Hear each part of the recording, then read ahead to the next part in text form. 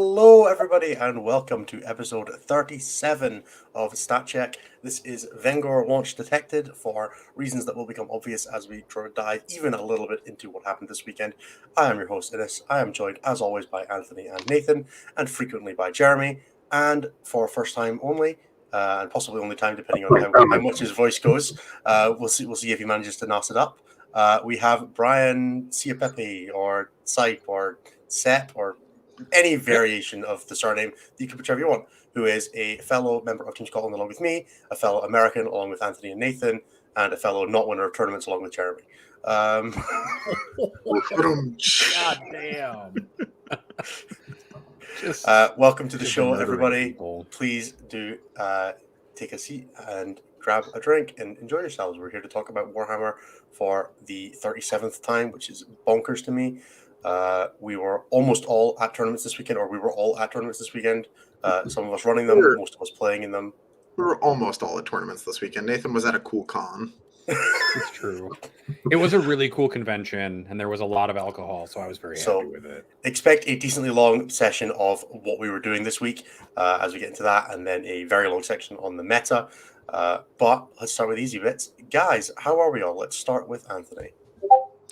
I'm great. I was in Canada, so that was cool. Canada's dope. The event I was at was awesome. Everything went really well. Played some really cool people. Fucking slobber knocker of an event en route to winning it, so that was great. Canadian immigration hates me, and apparently so do layovers. So I walked in the door last night at like 2:30 in the morning and had to get up at work at 6. So your boy worked a half day today because he was not super functional by halfway through the day. In general, weekend was really good. Got to play some world leaders. Got to see my finished world leaders. They look great. Yeah, things are good. Had a good weekend. Looking forward to. I have one more. I'm in the States for this weekend, and then after that, I'm just in Poland, Austria for like the foreseeable future. It feels like, yeah. I feel like this is more important though. Is like what you won. Yeah, it's definitely the coolest trophy I've ever seen. It's pretty dope. The best part about this is it was made by a local smith, and it was his entry fee to the tournament. Oh yeah. Talk about overpaying on the entry fee. So he was completely forgiven for running 45 Deathwing Terminators. No, he was not. Don't. I also won those 2 boxes. How was your price? You can go ahead and finish your story, Anthony. Finish your story. Oh, I said I just also won those 2 boxes that are right behind it, but you'll note that one of them contains Trash Tour, so I immediately reimbursed it for store credit.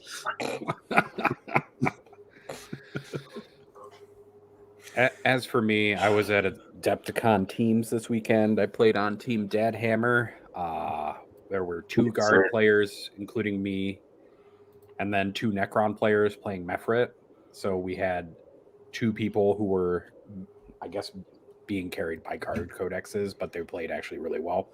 We ended up going 8-2. So out of 10 matches, we lost only 2 matches. So I'm really excited to see how the standings bear out, because Team Canhammer won and went undefeated, but I'm very curious to see where we ended up being for it, because we beat TJ's team, and then we also, I think we may have lost to Ben Sherwin's team, but not by much. It'd be really cool if you could just like see the results from the event after it happened. But you would think, except that they ran the whole event on an Excel sheet, basically, for all of the pairings. So it's not a BCP event. It's basically all the pairings were run through Excel because they were counting all these tertiary things. So we ended up winning a medal for the team for getting the most line breakers in their custom missions over the course of the event. Apparently teleporting models in everybody's list lets you do weird shit like just get things in the back of people's deployment zones every single goddamn game. Otherwise, it was a lot of fun. I haven't drank that much in a really long time. TJ Lanigan's team was freaking Night at the Roxbury themed and gave us like tiki drinks, and ended up giving me like a whole coconut full of tiki drink. And we opened the tournament with like a triple of 12-year Macallan Scotch on day 1 at 8 a.m. in the morning after 2 hours of sleep. So it was pretty wild. I've never seen more alcohol at anything before. Every single team had a cooler. Everybody was drinking. There were Jello shots from a Drukhari themed art themed that were all combat drugs, and you rolled on a table, and they would give you a different syringe full of gels depending on what you rolled. Keeps going a little bit there. I've kind of come to the conclusion that based on how much fun was had, is that Decepticon should just focus on teams and make it like a 3-day extravaganza of nonsense. Because Yeah, I'm going, Nathan. wild, hilarious, and fun. That was my weekend. It was great. I also am now just apparently too old to do that for a weekend because I woke up on Monday hungover. Hey, there It we was go. hungover through this morning, basically. It was Oh great. my. It was pretty terrible. Yeah. Do you know what the Canhammer team was running? All guard. They ran only guard at the event. There were a lot of guard at the team event, but they ran pure guard. So they came to a knife fight armed to the teeth with guns is basically what happened. Shame upon your family, Canada. Yeah, it was funny because I messaged, I think, Jeremy halfway through and was like, man, the only team that really went all out is apparently the Canadians. Chris takes that event very seriously every single year, and I don't understand why.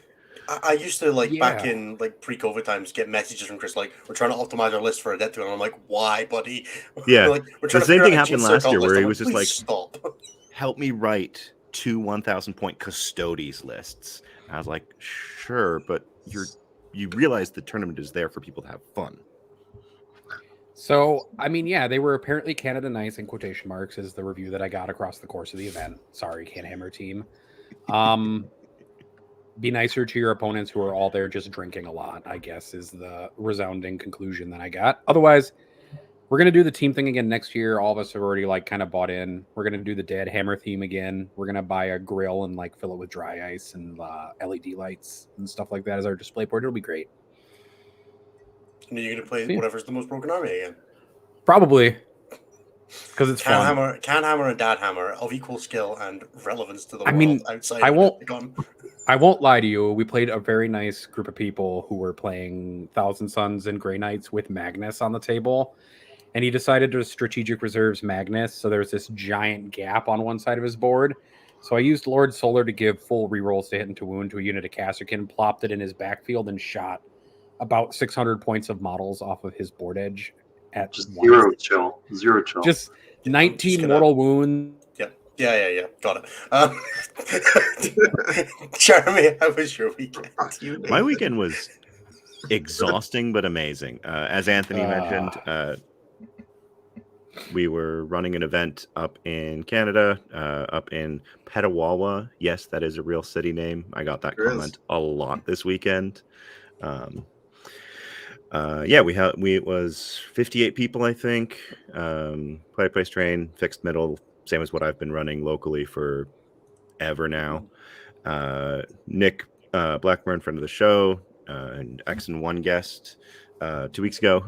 He was the main event organizer. He put his heart and soul into making sure that the details of that event were set up. Got a lot of really good feedback. The event went off really without a hitch.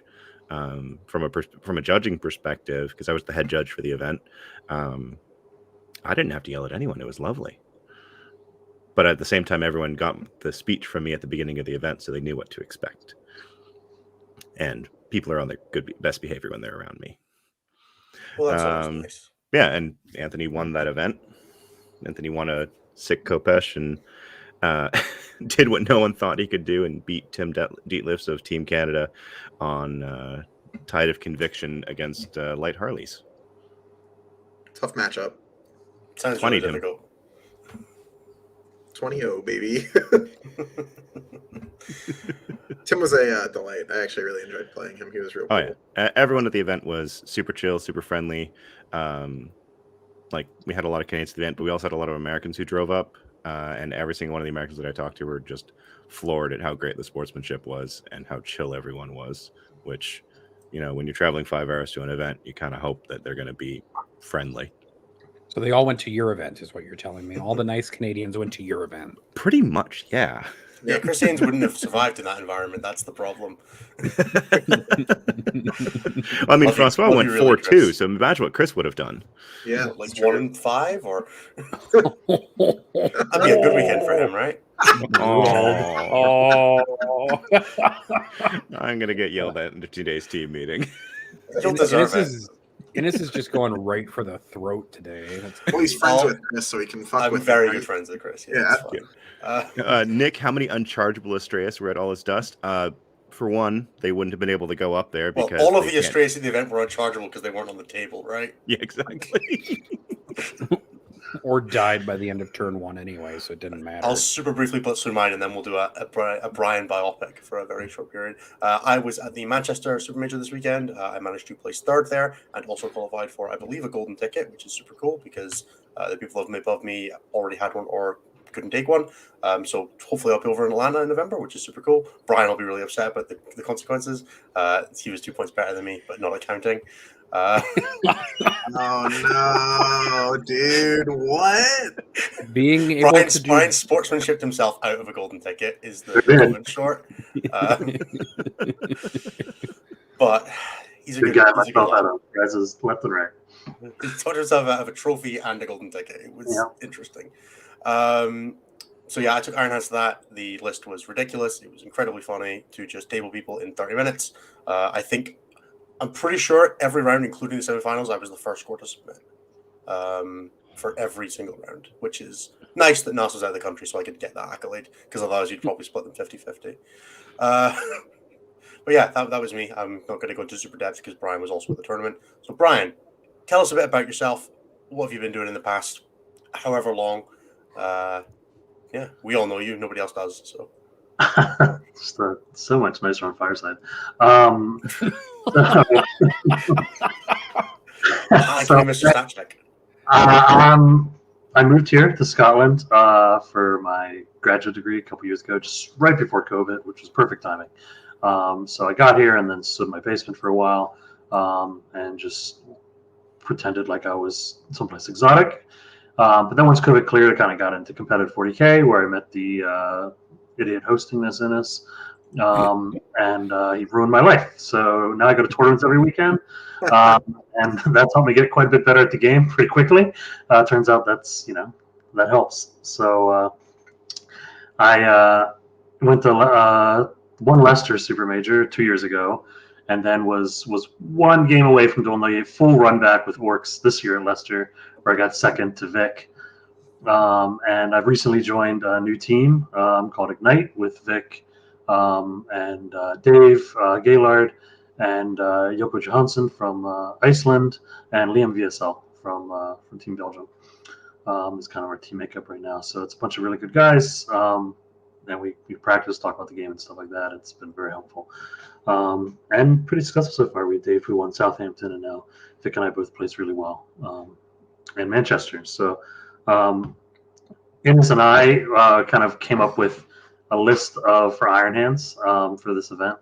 And Iron Hands aren't broken. They're not even the best Marine chapter. So we kind of had diverged a little bit in our lists, where Innes went more for Reapers and I kind of went more of Scouts, and then we both came back down to Desolation Marines before the event. And spoilers, but Manchester had a lot of those, and they're pretty good. So how many ended up being in the top 4? just 48. Just 48. Just 48.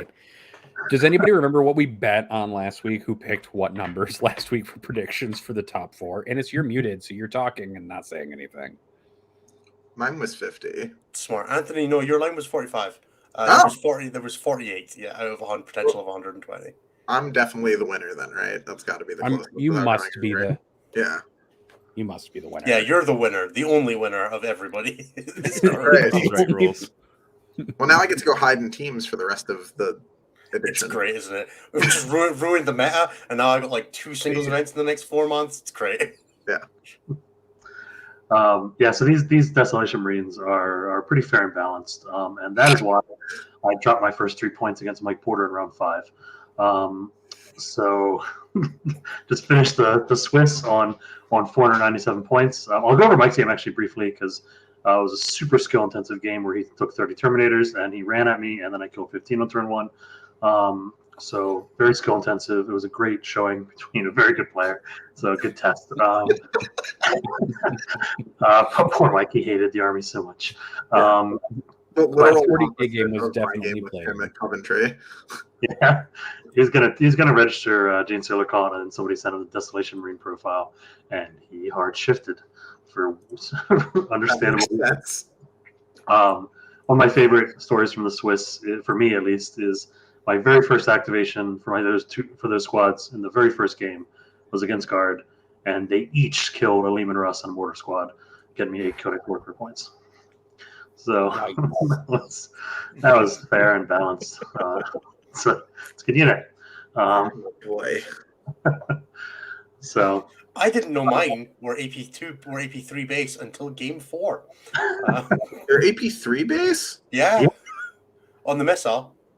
On the dark, it's a dark lance. Yeah, it's just Dark Lance for a reason. It's a dark lance, bud. Yeah, I played them as AP3 the whole time because I thought they were like cyclone missile launchers. Nope, not at all. Just a dark lance with an ignore LOS artillery weapon, with the ability to hit on 2s real easy and a lot of access to reroll hits and wounds. Anthony's been traumatized back into the void. The real telling sign for the Manchester meta was that Brian and I kept talking about our pairings, but we weren't talking about how do we win this game. We were like, how do we make sure we score 100 this game? That was the only question that we were asking. It wasn't like, do we win this game? It was, how do I make sure, like my round 4 opponent gave up 126 on no prisoners, but he had pink collars to split. So I was like, how do I make sure I make him split so I could get the 15? That was the questions we were asking. With those the hardest part of the tournament for secondary choices was if we take shock tactics and the opponent walks off it to spite us, we don't get 100 points. So how do we be nice enough to people so they don't want to do I that? dropped 3 points on shock tactics in game 3. It's a totally reasonable unit. I did play against one of the Games Workshop reps actually on round 3. That was at the event, which was nice to see Games Workshop reps at the event, just kind of scouting the tournaments. But I did say to him that Desolation Marines were absurdly overpowered, and he was surprised, which isn't a great sign. It doesn't bode well for 10th edition. But hopefully I convinced him because I smacked him around quite badly. But it was a fun game. He's a good guy. It was the Rich Dudley, the guy from the 10th edition. I think that Scott guy that ended up in the playing for 5-0 in the last round is a GW player as well, because he played Matty at a tournament in Scotland a while back, and he was playing Demons as well. So I'm sure I think he got some experience at the top end of the things as well. So yeah, hopefully with the GW guys starting to show up to more of these UK events, that we saw some reps at Coventry and now at Manchester, and Nottingham I think had a few as well. Them just seeing them keeping a pulse on the meta is super cool. Yeah, and I know that he said there were some at Adepticon as well, which is that doesn't count as a real event, but it was sorry. I'm sure they watched 30 minutes of game tape. There were lots of GW reps there for Golden Demon judging, regardless. Yeah, I heard that went really well. I did too, for different reasons, and you can read about that on Instagram, essentially, from a few of the artists who participated. So then I went into my last round, which was against Alex Harrison, and he was on Space Wolves. And this was a good matchup for me on a terrible mission. So I was playing on Scouring, which is probably the worst mission for me to play him on. So it became a very cagey game where he was trying to give me only just enough resources to kind of win by 1 point. Unfortunately, about halfway through my bottom of 2, Zach comes around and tells us that our clock is somehow each 14 minutes fast, and we started a half hour late into the event, even though we started our game during the announcements for prizes. So I'm not exactly sure how that happened, but it did mean that we each had to stop our clock 14 minutes. We had 14 minutes less, and we were about 40 minutes there for the round. Each of us left. So that comes into play in turn 4. This is kind of where he said I was sportsmanship myself out of a win. So on turn 3, I bottom of 3, I bring in my reserves, and I just blast them, drop pods right in the middle of the board. I know that he can jump out and he can tag it, but it's calculated. I have all my Vanguard vets. I pick up like more than half his army. with that shooting phase. Then he jumps into me with his fight last captain and like one or two and like half units of Wolfguard, pretty much, or Skyclaw Wolfguard, and jump back idiots, and tag the pod after killing the depths, right? And at this point, Alex has 7 seconds left on his clock, and I've got about 2.5 minutes. Remember, that's 14:07 left on his clock. It's not actually 7 seconds left on his clock, but for us, it's 7 seconds left on the clock. And so I'm looking at this, and I can dig him out, but the fact that the captain has Armor of Rust means that he can fight last, but with 7 seconds left on the clock, he can't actually fight last me because he can't, roll it, and I don't have any time to give him. So if I play out the mission for the rest of the turn and I kind of do everything I want to do, he wins 72-69. If it goes to turn 5, because I am able to, leverage the fact that I death clock him and kill his fight last captain, who was also his OPSEC, then I'm going to win the game by, deterministically by several points. Tank game goes full length, not worrying about the time, then I think I still win, but it's pretty close. It's not deterministic at all. So anyway, I just kind of thought about it. I was like, exploiting the fact that he can't actually use his fight death here is pretty crappy. It's been a great game so far. I don't want to do that to him. So I decided to just end the game on turn 4, which is, so I don't regret the decision to do that. What I do regret is not scoring out turn 5, because then Innis managed to just jump right on above me and take that 3rd place spot. But, it's all right. It was a good game. Alex is a great player, so it was good experience to play with him and Porter. Again, not that Mike's game was particularly skill intensive for either of us, but it was still good. Yeah, Brian was fantastically sportsmanlike, and I think they ended the game on turn 4 because they didn't know what would happen on turn 5, which then meant that I had scored more. We had played a full turn with me and Manny, so I had scored more points, and then tiebreakers was battle points, unfortunately. I'll briefly run down my semi-final game against Manny. He took Summer Defiance and stood on the objectives, and I couldn't get to them because it was the scouring and there was no light cover, so everything that could get to them died to Desolation Marines, and that was it. I lost 90-77. Very semi-finals. exciting. It was actually a really cool game in the sense that we were playing over the middle a bunch, and because I had to stage up to threaten to jump his Stubborn Defiance objective, he got a few opportunities to make some long charges, which he hit. I had to give him. I think I had to give his Terminators that were his Stubborn Defiance unit a 9-inch charge onto a squad onto a land speeder, and he hit it and then stripped me down 4 primary and a banner, and then did it again the next turn with a 7-inch charge, and it was just slightly too much for me to grind it out. I think if he doesn't hit that charge, I have a very good chance of being in the game, which is why I offered it to him, because he had to expose to take the chance for it. And then, it's a 50-50 if you make a 9-inch charge or not. He did make it, which won in the game for definite. I think he still wins the game likely if he doesn't. But the alternative where I don't give him that charge, he definitely wins the game because there's no risk to him. He just sits there. So I don't regret the choices, but it would have been nice for him to fail that. But it's Manny. He was never going to fail a 9-inch charge. We all know his Never a day in his life for luck. Never once. He did fail it the first time in Commander he rolled it with his last CP, and I was like, all right, this will be okay. And no, it was not. It was a shame. But no, it was a super good game. We were laughing and joking the entire game, and the game next to us sounded like they were a funeral home would be how I would describe it. You don't have a great time, man. It was a hard game. I know, but me and Manny were laughing and joking and playing to the crowd a little bit, and you guys were funeral staring the board the entire time. It's real easy when you just lost the game in deployment. Please let me.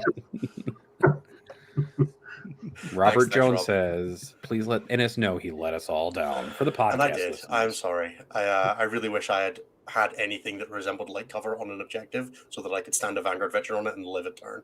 But my infiltrators on turn 1 died to the wound to 20 Desolation Marines, and then on turn 2 my Vanguard veterans did the exact same thing to 20 Desolation Marines and a Talon Master to the wound twice. I failed the last 5 at Feel No Pain I had to pass. I failed on both instances. It was utterly heartbreaking. The event was great though overall. I mean, it was stacked. There were so many good players. Also none of them played each other until game 5 was the earliest we had a really tough matchup. I think Kyle Grundy, who we're going to be speaking to next week for some bonus content, played Conrad Barkowitz and Andy Oakham on day 1, and then no other interesting matchup happened until game 4. where Mike Duff played Mike Porter. I played Manny, I think, round 4 as well. What happened? Haidar played Manny. Oh yeah, Haidar and Manny played round 3, I think it was. Yeah. Right. But that was a complete write-off game. I don't think Haidar had much of a shot there, unfortunately. It looked really rough when I went over to watch the entirety of the game. I believed in him when I saw the pairing. Turns out when you put 20 Desolation Marines into 90 Demonettes, it ends badly for the Demonettes. I kept walking over to see Manny's games, and he played our teammate Chris Irvin in game 4. And when you were like, okay, so I've run out of things to target, so just the 10 Desolation Marines are just going to put all their indirect into that rust that I'm firing the 9 Dark Lances at as well, because there's nothing else worth shooting at. It was very sad. Right, should we go into the stats for the week? Sure, we can talk stats. We can talk about 12 events worth of stats, and then we'll fill in some gaps with 2 more events worth of stats, essentially, or at least some conclusions for some events. I don't think anybody's going to be too horrifically surprised by what happened this weekend. For Gene Stealer Cult, Gene Stealer Cult are actually at the top, though, which might be surprising to a few people. By win rate, 2.8% meta representation, a 58.6% win rate, 3 top 4s, 8 top 10s for a 2.24 over rep. 26 players is a lot of Gene Stealer Cult players. That's like probably every single Gene Stealer Cult player that has ever existed, except for Innis, who is not playing Gene Stealer Cult over the weekend. In second by win rate, we have World Eaters making up 4.9% of the meta with a 57.9% win rate, with 1 event win courtesy of Anthony. 3 top 4s, one of which again courtesy of Anthony, and then 9 top 10s for an over rep of 1.26. So perfectly balanced, really. If we're just looking are at that a 4-1 hero faction for sure. Sometimes you reach past and your reach exceeds your grasp, but I definitely think they will always post a pretty good win. You're sure to do the X and 1. You're just good enough to make the and 1 a draw. Yeah, just kick it into the draw column and you'll do okay. Was it a WTC draw or was it a real draw? It was a WTC draw. I won the game, but that doesn't matter. Yeah, that was, it is what it is, man. Sometimes things go well. Chaos Demons are the third, 5.2% meta representation. And this is probably just how good the faction is. I'll probably just stay in the top 5 for the rest of 9th edition for however long that lasts. Yep. A 56.1% win rate. No event wins, 2 top 4s, 5 top 10s, and a 0.81. Honestly, I think Chaos Demons are a very powerful faction. We're starting to work on Innis's monthly recap, and I think I put them in the top 3 or top 4 factions. I think I have them 4th or 5th right now. They're very strong. Yes, you do, please. Leagues of Votan are in 4th, 4% meta representation, a 53.9% win rate. They won another event, 3 top 4s and 5 top 10s for a 1.57. They also made one of those top 4s was at Adepticon, which I guess doesn't necessarily count super much, but they were in the finals for that one. I think Votan are probably okay. They're not great. They're not bad. They're functional. Their second week of posting 54 to 55% win rates and decent over rep. So it feels like they've kind of restabilized after getting the further nerf in Orks. I think people have just started recognizing the Brokir are really good at strat reserve and actually started actualizing on running those lists. Yeah. Because they were not anywhere. Greg Chamberlain was running a squad of 6 with Grav at Manchester, and he went 5-0 with them in the Korean League. Oh, wildly unnecessary, but I'm here for it. I know, right? I don't know what you're shooting with that, but fuck them, I guess. You walk out with Ufra buff and just pick 3 things to remove. I mean, I guess you give him the chapter master rerolls right from a high call, and you just split fire at 2 targets. Off the board edge, you fucking nerds. Yeah, but you don't have to come in off the board edge, right? It might have been a 5 inside his fortress. I might be slightly off on that, but and they're GTLs. They're 5 range. Ugh. It works. And then we have Astral Militarum with a 9.7% meta representation. Oh, I know why this is looking like it is. It's because I'm looking at all the Space Marine factions as 1. Oh, what? We'll talk about this in just a second. 9.7% meta representation, a 53.5% win rate, 4 event wins, 8 top 4s, and 13 top 10s for a 1.72. So not even that brutal yet, but that's a good weekend for Guard. Every Astral Militarum player who didn't know how to play has now learned how to play. And I just lose all their games to Desolation Marines. Yeah, so I wouldn't go that far. Maybe they're better than they were. Yeah. Yes, that's really more of what it was. Is that a number of people who are good players have picked up guard and went to events where they could win with guard, either thanks to terrain issues or other things. But I'm going to rewrite that top 5 real quick for everybody because I'm going to talk about Marines for a minute. I have it I on hope good you're all- authority that guard are really hard to play. So. We're part of the problem. Yeah, you guys are. You part of are. the problem. I hear that guard die real fast if they get exposed, but that's about it. That's really it. Well, They're really it was the good. game where I like flat tabled a Tzeentch Demon's army in the shooting phase that I was a little bit. How do you do that? They have a 3-up invulnerable save against ranged attack. What? Get out of here, Inez. Dennis was sweating that matchup too. He's like, I don't know, it could be kind of bouncy. Because he's like, I just tabled it. It was easy. Didn't even matter. I will say I think Desolation Marines probably make guard look pretty inconsequential just through sheer amount of. Anthony, I see your face, and all I want to say is that the Vengor launcher killed the burning chariot. Nathan, I don't know what you're talking about. Right? It's not like when they did what I said on game 1, and then my next guard game, I picked up the entire Barbican key squad for free on third one. Oh. Yeah, because your opponent put it on the table, which they probably shouldn't have done in the first place. Turns out people didn't know that they needed chimeras. So yeah. All right, we're gonna go back in the time machine, and we're gonna talk about some Space Marine stats because I want to tell you about the real number 1 faction in the meta. I was wondering why you skipped over this. I was on the wrong tab. We have so many tabs. I fucked up. It's okay. Iron Heads had 34 players, so more players than Gene Stealer Cult. 3.7% meta representation, a 65.8% win rate, 1 event win, 5 top 4s, 13 top 10s, and a 2.85 over rep ratio. Just so you know, that is wild numbers. Those are Real those quick. are. One with the What Rage is Master that? Artisans. Is the Master What? Artisans one? I'll don't get you have it. that. We'll Jerry will pull Jeremy it from will the pull that bullet. up while I talk about the rest of the Marines who were around this weekend. oh no, Black- That wasn't a Black good Templars. Nope, Black Not touching Templars that number.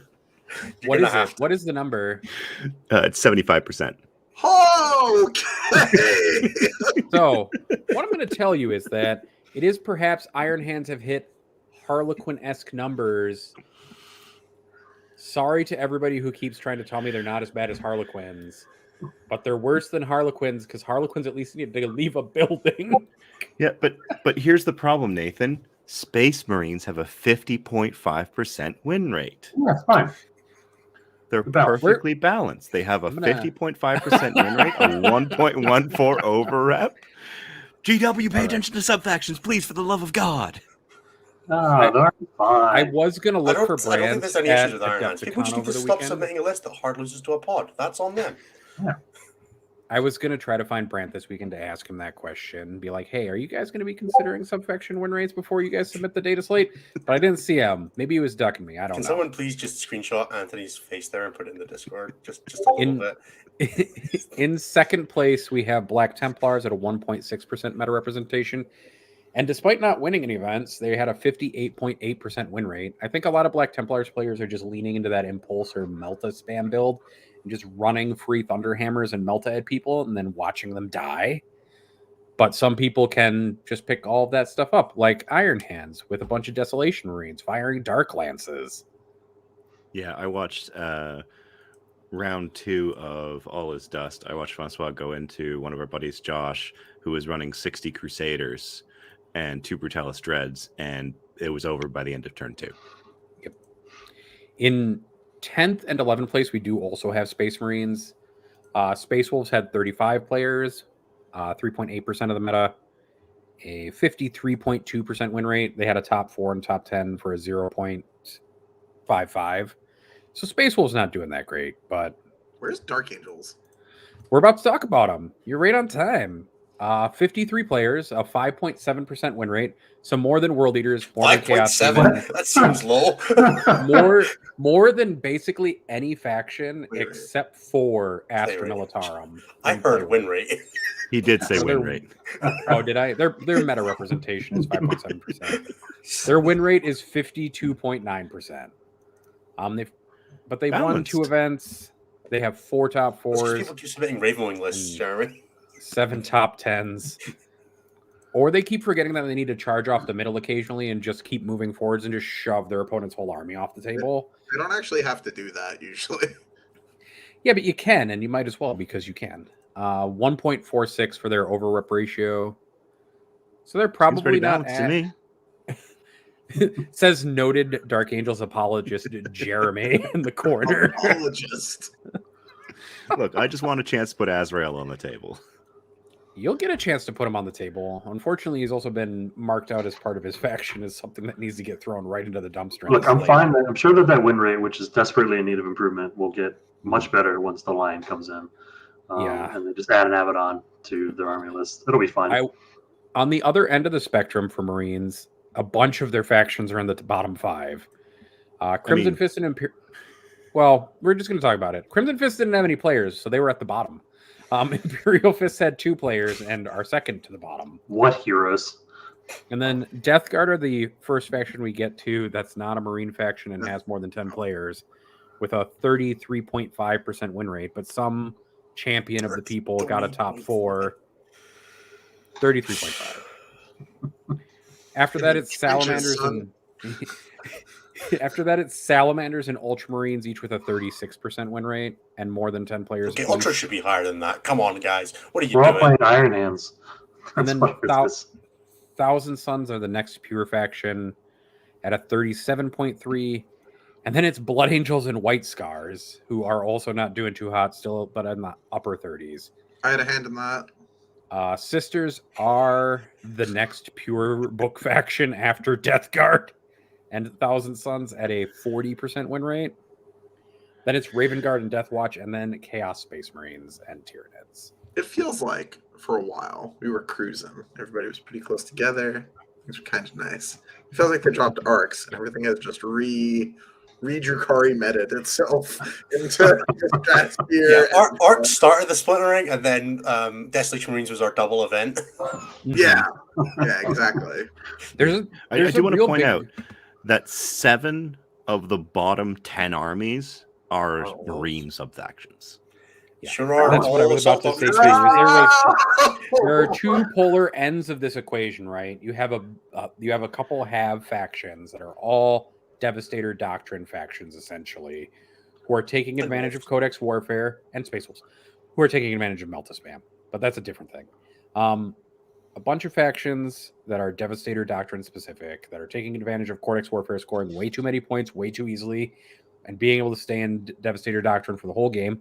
On the other hand, you have Assault armies who didn't get as much out of any of this stuff because getting your units into the Assault Doctrine to score and only score 1 point per If you're unit not destroyed in playing the a Assault turn Doctrine. 3, then you don't get to score Assault Doctrine points. Yeah. So like It's fine. There's 2 ways to fix. There's a haves and have-nots. No, there's like really 55 ways to fix them. No, you obviously they need a buff with that terrible win rate. So you take Shock Tactics 5, and you let every time you take a Thunderhammer, you get 20 points to spend on something else. And I think that'll balance them. Well, Every time you get a Thunderhammer, it actually costs you a CP. They're rare relics. Chaos don't even have them. Yeah. Hey, they Yeah, have that even one Thunderhammer. to take on the Lord. Obsidious Malix. Oh yeah, 1 Thunderhammer in the whole of the Chaos Space Marine faction. That's all I need. And Vashtor has one, a generic one. It's called Vashtor's Hammer. It's not -1 to hit. He stole it from So some overpowered. scout sergeant who carried a Thunderhammer onto the field and I'm said pretty sure. now I'm it's pretty his sure a hammer. Wolfguard, like a regular Wolfguard, uses a Thunderhammer better than Vashtor does. It hits the same and it has triple exploding 6s. Vashtor doesn't even get Leather Galaxy Burn. So It's true. I will say that Drukari, actually, speaking of the Drukari meta, are perfectly in the middle, basically, with a 50% win rate. One day we'll be back. I think They this is just have the no try- top 4s. I think this They is have just no the top episode where we're fours. trying to kill Anthony. I will say the one faction that kind of is funnily like has a high overrep is actually Adeptus Mechanicus, whose win rate is only a 46%, and there are only like 1.5 dozen players at this point for a low meta representation, but they did get 2 top 4s and 2 top 10s for an overrep of 2.16, which is partially because of low meta representation, but also some of the reviews I've been hearing about Adeptus Mechanicus like circling around from folks is that Mechanicus might actually be okay. Not great, but okay. And then we have Orks, who I think are just underrated, actually.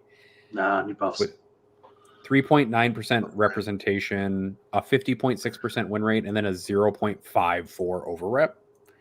So Because just Brian's one not top 4 playing and them. 2 top 10. It is just because Brian's not playing them. Maybe Brian can give us some advice in the meta section about how to play Yeah, Orks properly. don't take kill rigs.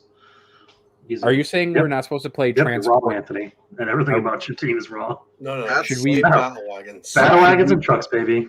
Should That's we what play it's at. transportless Orks? No transport. Yes. How about No. Orks with no Yes. transport? I'm No. strong advocate. Orcs into my next Should we Shout play out to Lance Gaz Bat. as well? Should we put Gaz into a battle wagon as well, or whatever his transport thing is? Fuck. Yeah, Gas and transportless flash kits, I think, is the future.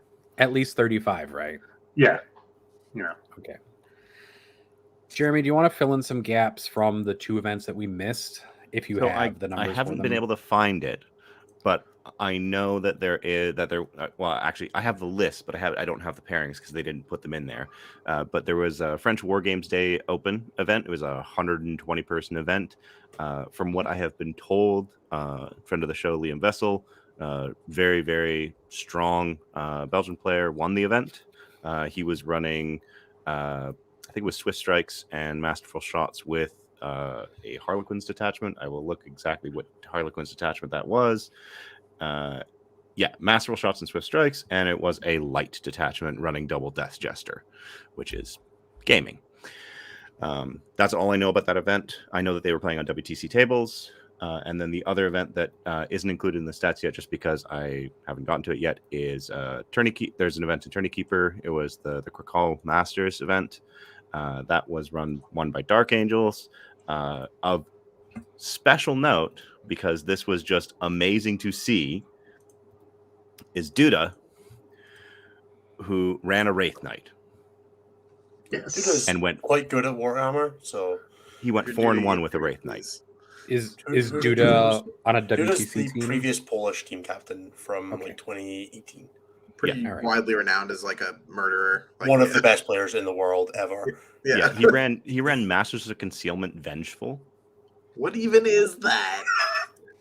Masters of There was a- Concealment gives you light and dense, depending on how far away you are and what you're benefiting from. And I think Vengeful is, +1 a wound once you've taken a casualty, +1 to hit when you've taken a casualty. I think it's +1 to hit below starting strength or something like that. Yeah, What even the fuck? Look, man, They were like- you are just not ready for Alpine Cup Eldar lists. That's all. We could be doing that, okay? Just think about it. Don't So yeah, Oh, Wraith yeah, Knight would have a Eldar- heavy Wraith Eldar Cannon and a pilot. Titanic Ghost Glaive and 2 scatter lasers. Gaming, baby. Is that like 200 players essentially across those 2 events that we're missing from our stats? Yeah, about that. It was about Eventually, exploding 76. sixes in melee. There we go. Somebody, I I, like exploding knew somebody eights would know better. Eldar rules. I have it on good Uh, authority that it's exploding 8s in melee. Yeah, so- exploding 8s is way cooler. Yeah. +2 to hit, back in 8. And as Hader says, there was a tournament in France last weekend with 96 players. Unfortunately, that was a doubles tournament, which isn't tracked. The singles tournament was 120 players. Yeah. Yeah, we But don't shout out track to that doubles doubles. tournament for having almost 1,000 people in attendance. That is incredibly That is gaming. pretty cool. Yeah, I think there was Um, something like 1,500 people in total attendance at the French War Games Day, which Jesus Christ. Crazy. Yeah. the French know how to run big events. We just don't And talk about them in revolution. the English world nearly as much as we should. To be fair, they were probably striking, so they didn't have to go to work. Definitely helps. There was nobody manning the intertubes in order to communicate them to other people. That's right. They also run it on like the most outdated websites known to mankind that nobody has ever seen before. So Better that than an Excel sheet. Well, you know, you can't change anything in France ever. Exactly. They're going to raise the retirement age of the edition, and everybody's going to go wild. I mean, Oh, speaking boy. of outdated websites, we discovered something hilarious this morning. Anyone who participated in All Is Dust this weekend was removed from the Canadian rankings. What? Yeah, if you go and look at the ITC rankings and then go to Canada, you'll notice that there are none of the big Canadian players in there because they were all just like they played events in Canada. Like a good example of that is like Hamza has 6 events in Canada. He's number 3 in the overall ITC right now. He's not in the Canadian rankings anymore. None of his events are Canadian I anymore. fucked up their event so hard they lost their ability to be Canadians.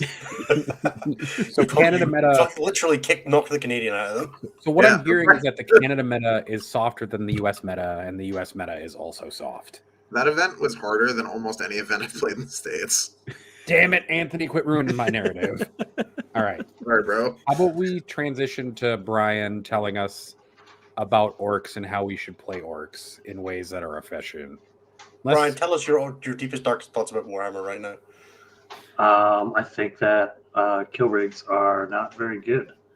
I mean, I think they're fine, but I think that they're way better to play Orks without kill rigs and to just take battle wagons that are dramatically cheaper and you get more stuff. Turns out stuff is good, especially an army just scores like Necrons. So, Brian also hasn't painted a kill rig, so he doesn't like them.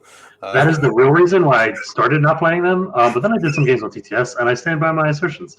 It's not just Alfie Goggles, okay? It is also a deliberate choice. But I do think like battle wagons allow you to take Mega Nubs. I think the combo is very good, and I think Mega Nubs are well positioned right now. Especially against armies like Guard and the like, where you can stand on cover against heavy flame responses when you attack them in combat and laugh at them with your 2 of armor save. Poor Chris, man. That is true. I forgot about the events, Chris. So Where you said that that Orcs score kind of like Necrons. You kind of want to go into that a little bit and talk to us about kind of the tech. Well, I always tell people that the little green Necrons because their secondaries are absolutely absurd. So Necrons, as we all know, tend to like to get board control. They like to get a lot of points, and then they want to end turn 3 on like 85 points, and then be like, "You can't catch me. Let's just move on to the next game." Orcs, because of their secondaries, with things like Get the Good Bits, where they just dig for trash and get 15 points, or Green Tide, where they stand in a quarter digging for trash and get points. Allow them to have a passive gameplay that doesn't even require them to devote many resources because both those are scored by Grots while the rest of the army shoves forward. So, you can score 25 secondary points with 80 points of your army, while 1,920 points of your army jumps into their deployment zone and pressures them, which also allows you to deny them primary points. So Orcs are kind of like Necrons, like I said, in the sense of scoring their secondaries and scoring good on primary, but they have the secret hidden mode of I'm just going to table you because they do a lot of damage. If people fuck around, they find out. So what kind of list are you looking at? If you were to play Orcs right now instead of, I hear you're on guard for things, what kind of list would you play if you played Orcs right now? Brian, if you tell them anything about Home Nations. I was sort of at... you just told us something about Home Nations, you fucking At LVO, I was on Death Skulls. I felt like they were really well positioned because of the mortal protection. Now that mortals have kind of fallen off a cliff, thanks to Tyrannus being put in the ground and Thousand Suns being gone, I went back to Goths because Zach Struck's my boy, and he's so much fun to play with. And the extra damage makes a big difference. It's tends to mean you actually kill units entirely, and that makes combat math much easier. So usually my lists tend to be tanky war boss, a brutal Buchanan war boss, and there's another HQ choice that I'm forgetting about. But those are the 2 main ones. I'm gonna pull my list while I do this. But those are the main ones. And then the hi cat. The brutal Buchanan war boss goes on adventures and takes out the hard to kill things And every orc list has something that's hard to kill. Usually it's something which is a one-up armor save, like a storm shield thing or something like that. And you need to be reliably get in AP4 3 damage for attacks that are rerolls, but not really rerolls. Which gets around a lot of rerolls. Yeah, it's so good. Apparently, Zag is your third HQ, according Oh, to Zag, I'm the boy. Yeah, so Zag's Struck. Yeah. And Zag Struck's great for assassinating characters. That is his favorite job, and he's very, very good at it. He comes out of a battle wagon and goes 21 inches, and then charges with a free reroll. Turns out that's pretty good, and most people are unable to hide from that, especially when the battle wagon is on the midpoint, and he flies. And then the core of the troops is I have a couple Peace Snag units, which I've been using lately. I really like them. They, besides giving you some access to OPSEC and GOFs, they just at strength 5 with +2 strength, going up to 7. It's a fantastic breakpoint. It helps a lot of matchups that were kind of tricky in Death Calls, like Knights, and now you just murder them. So that's really nice. And then obviously you have a bunch of the MVPs, the Grots. Just got to dig for those trash, find new things to build killicans out of. I like big 10-man units of commandos, at least one, sometimes two, because it allows you to, a 10-man unit lets you string out across most of the board, which is enough to stop alpha strikes, should it be necessary. If you ever win a roll-off, I never do, but, I hear that that's good. You won the roll-off against me, shut up. No, it didn't matter. Against Harpster, I lost every roll-off, and that hurt. And then I get Meganobs. So Meganobs, I tend to do 4-man units, and this is because they take up 2 spots in battle wagons, and I like to have 10 Grots, 4 Meganobs, and something like a character in a battle wagon. And that's so that my Grots can get extra 3 inches of movement to get onto an objective turn 1. If I get to go first, or if I go second, I can emergency disembark, and the Meganobs can step on the burning bodies of the Grots on the way out of the vehicle. So I don't lose any Grots at all. They use them as ankle support as they get out, basically.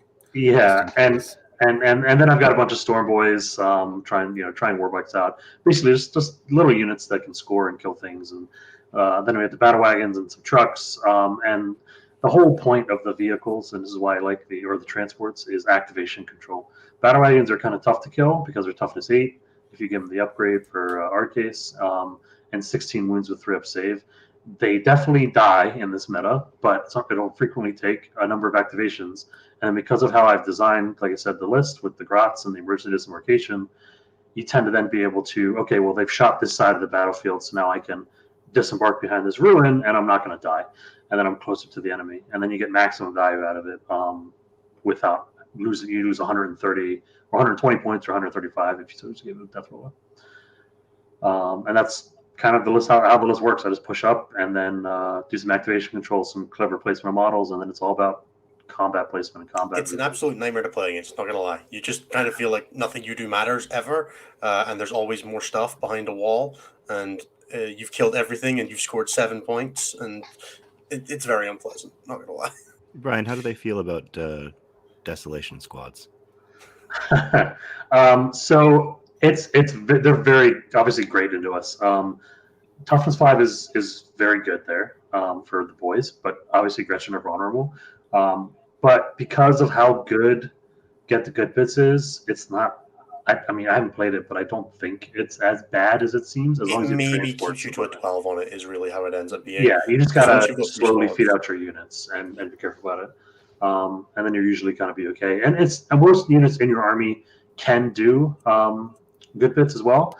But that's actually one of the reasons why I've shifted to Warbikers as well. Is I think Warbikers are very good against Desolation Marines because they're -1 to hit, they're toughness 5, and they're 10 wounds in the unit, and they're core, so they can actually do good bits without dying to Desolation Marines in a single activation. So that's the theory, at least. That's right. Makes sense. Thanks. And then you showed us some painted Eldar as another army that you're thinking about playing in the current Let's do one more thing before we jump over to Eldar. Brian, people are playing against Orks, they're losing. What should they be doing? You need to find a way to push out of your deployment zone. That the pressure list is all about. I'm going to make you fight me in your deployment zone. If you make the battle happen in the midfield, Orks will die. It's 2 turns of guys, and then I'm usually out of steam. But the problem is, for most people, is that if I am having that battle happen in your deployment zone, and I'm getting 12s, you're getting at best 4s, and you're so far behind on primary while I'm collecting secondary points that you can't win the game. And that's assuming I didn't kill you. If you try and stay out of my threat range and are trying to be really careful about that, sometimes you just don't score the points you need because you're trying to be really careful. For example, that game that Ennis mentioned about against Chris, he took guard, stayed out of my threat range, but never scored any primary points because of that. So it's a balancing act between protecting your assets and having the board control to actually score the points. So you can accomplish a lot of that with move blocking, though we have some fly units, but it minimizes the amount of things that can fly over you.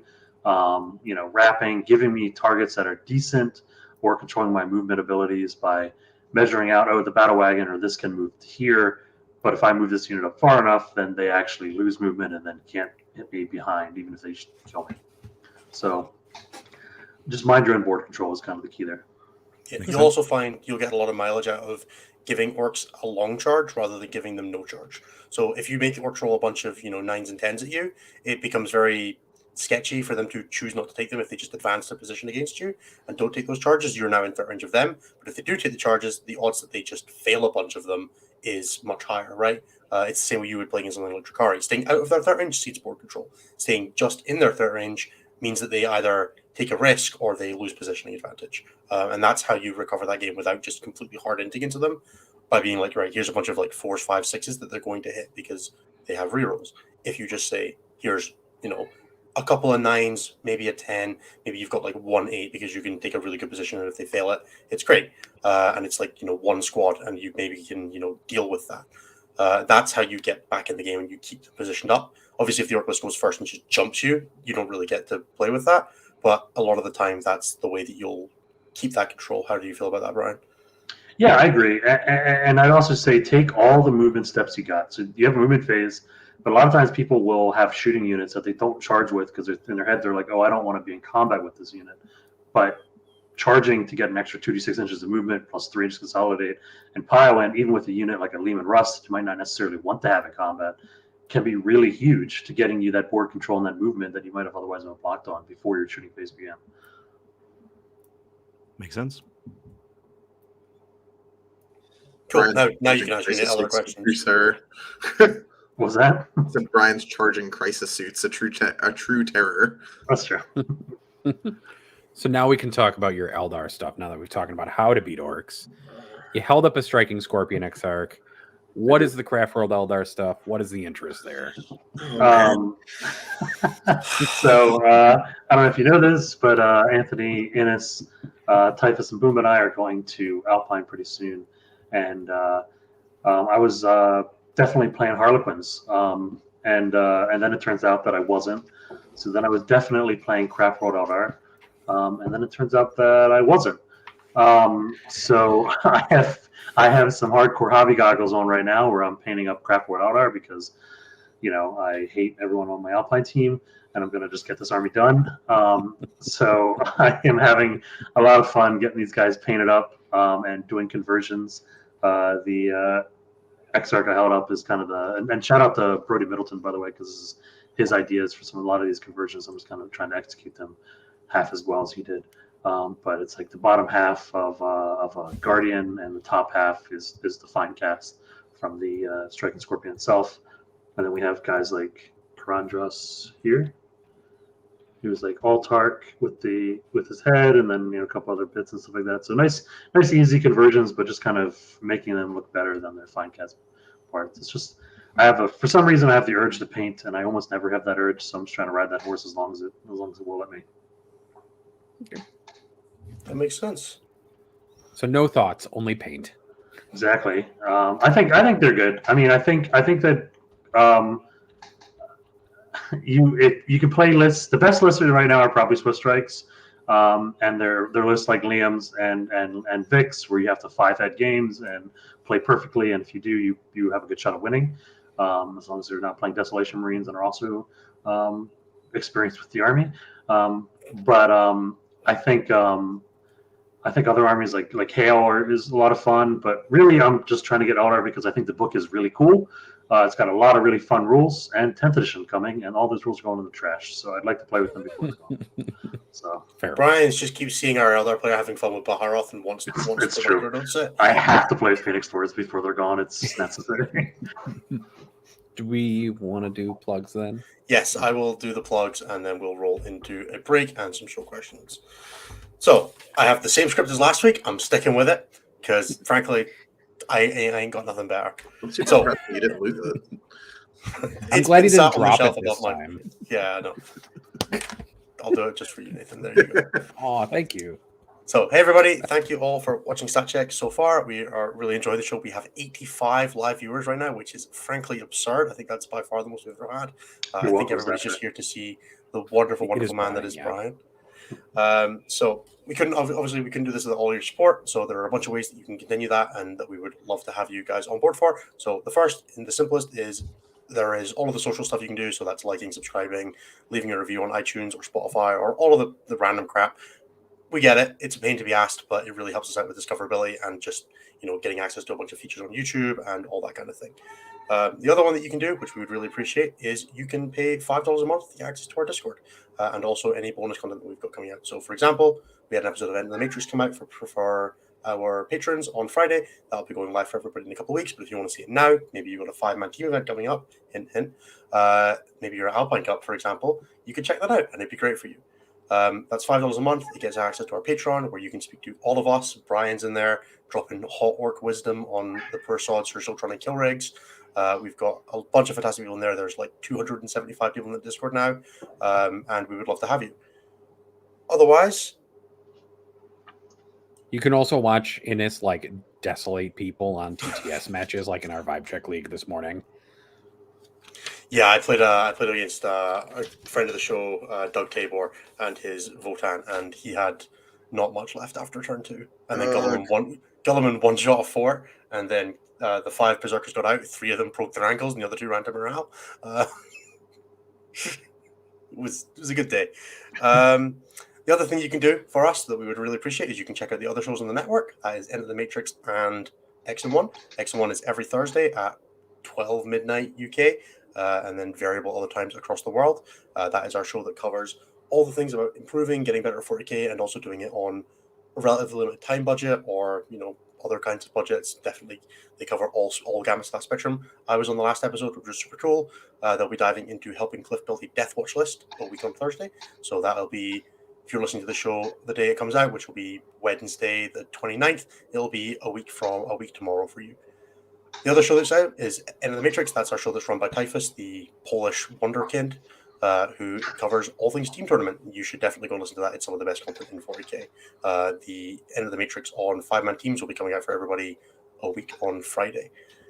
Lastly, myself and Typhus both offer coaching. If you want to check that out, you can email us at coaching@stat-check.com, or you can check out our website, which is stat-check.com/coaching. We'd love to have you if you're interested in any way, shape, or form about improving your game.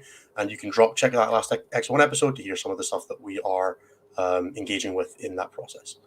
Otherwise, we're going to answer the one question that we have from the super chats before we take a short break. Then we'll be back for 10 minutes. We'll be back in about 10 minutes. If you're listening to the show in any recorded session, you're probably going to hear an ad here, probably for Goonhammer, and then we'll disappear, and then we'll come back very shortly. If you're with the live stream, stick around. We'll be bantering with the chat a little bit, going and grabbing a drink and all that good stuff. So the one question we have from the super chats is Ben, I believe this is Ben Jurek, asking, what is your WTC matrix score into the Orc Mirror for Brian? I'm assuming you're asking about kill rigs. So the kill rigs are favored into my version of the list. I think kill rigs are actually kind of annoying to kill, but it's still Orks and Orks, so it's not like a massive win for the kill rig list. Probably more like a 8-12, something along those lines, I would say. And then Brian adds in skill and makes it a 15-5 or a 0-20. Yeah, it's the only 2 I offer. Brian is the orc savant. You can't trust that man with orcs. No, you can trust him to lose or win a game on a dime, though, with absolutely no reasoning behind it. All right, everybody, we're going to take a 10-minute break. We'll be back at 1:15 wherever you are. Thank you so much for being with us, and we will be back with you shortly. If you're in the live stream, as always, just stick around.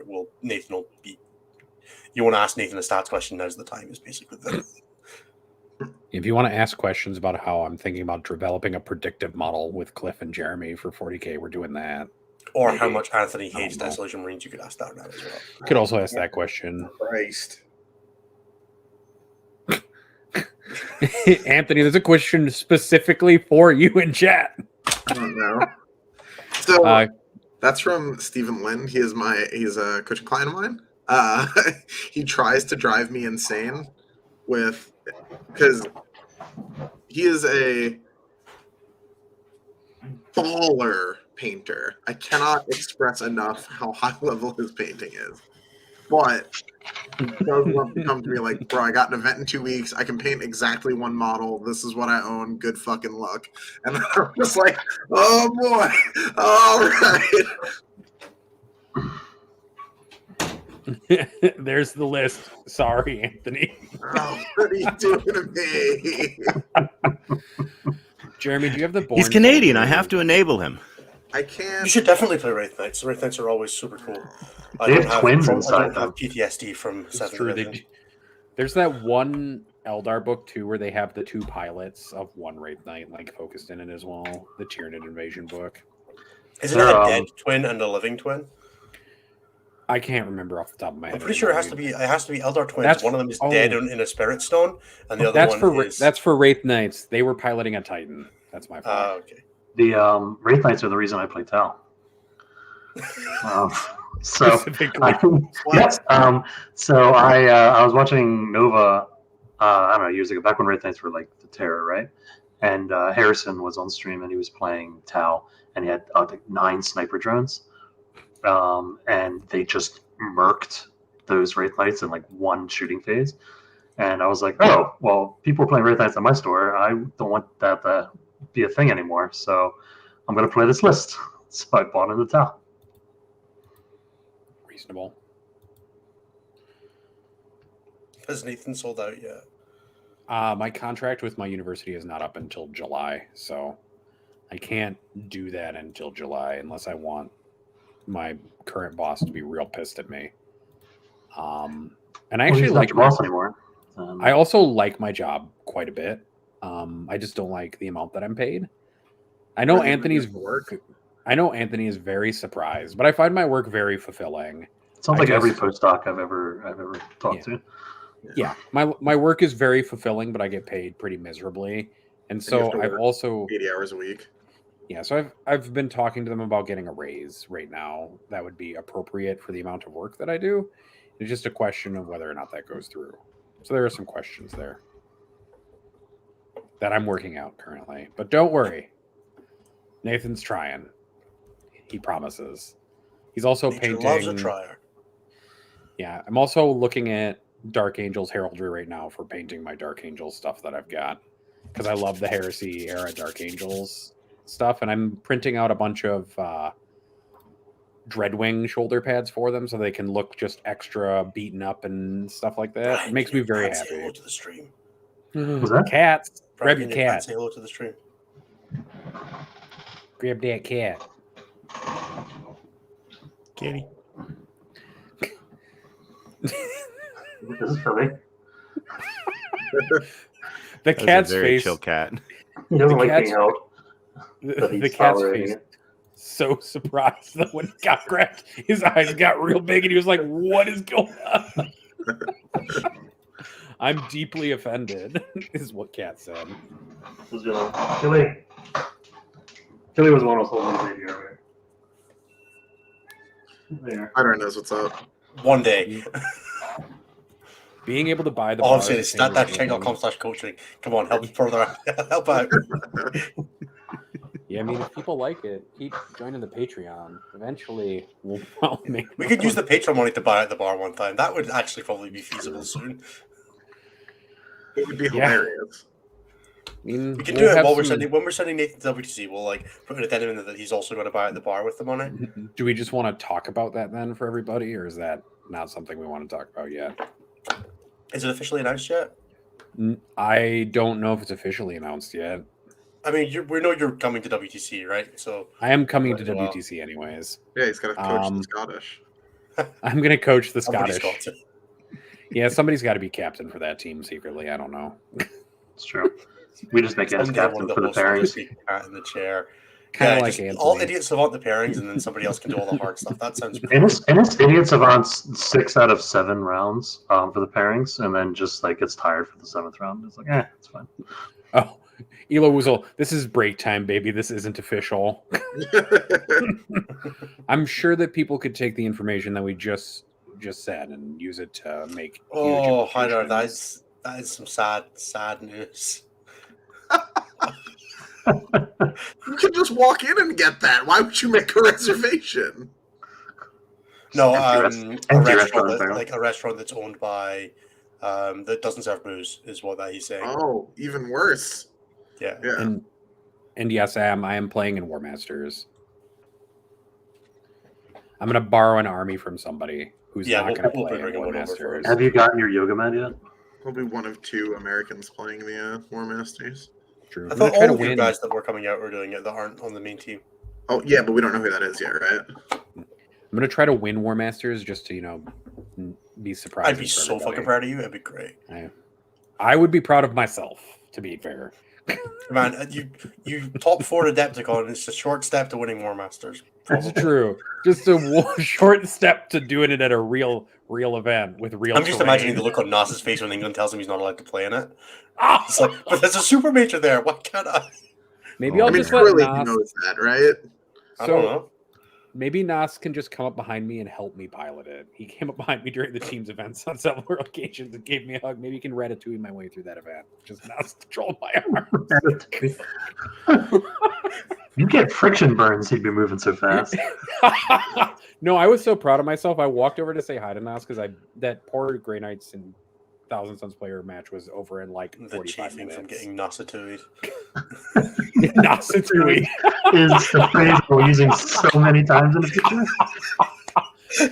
I do, to be fair, love Nas deeply. I love Nas. He's a good kid. But Supernova Nasatui great. is the You funniest. stay with fun one of thing our ever. teammates for home nations, so we're taking him away from the England curfew Can- because they won't know. Can I change Nas's name in one of the servers that we're in Yes, together absolutely. to Nasatui? Absolutely, yes, you can. Sorry, Nas. I don't know if Nas gonna is still do that. awake, but yeah, he'll at least wake up to that. Nas is definitely still awake. Kid's like 40. I'm playing TTS right now. You shoot That's all he at does. someone's barrel around a ruined Is it corner. when I tell you that I have a TTS game after this? So Nas spends his workday finding TTS matches and then his evenings playing them. Or ghosting them. That's true. He does both those things. God, I hate TTS. I actually just hate the Desolation Marine models on TTS, but That was the funniest thing I'd ever seen, too, was just watching Innes bumble his way through moving Desolation Marines through those ruins. hitboxes, man. I just looked Those away and all I hitboxes. heard was Doug going, "It's okay, Innes. You can just leave him that way." And Innes being like, "No," and then spending 5 And it's 5 playing minutes. years of league fucking APM trying to set those fucking Desolation Marines back up.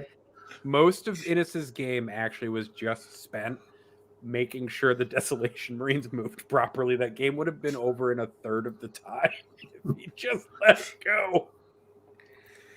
Sorry, man. I got to live through the war where Gullman one-shot a land fortress, and that's all I really wanted for Christmas. I so. felt so bad for Doug because you killed the land fort with mortal wounds, and then You just roll 7 hits, 7 forced to wound, and then he fails 2 5-up. Fails 5 out of 7 5-ups. 5 guys get out, but 3 break ankles, and then you were like, "Yeah, you only just don't roll a 6."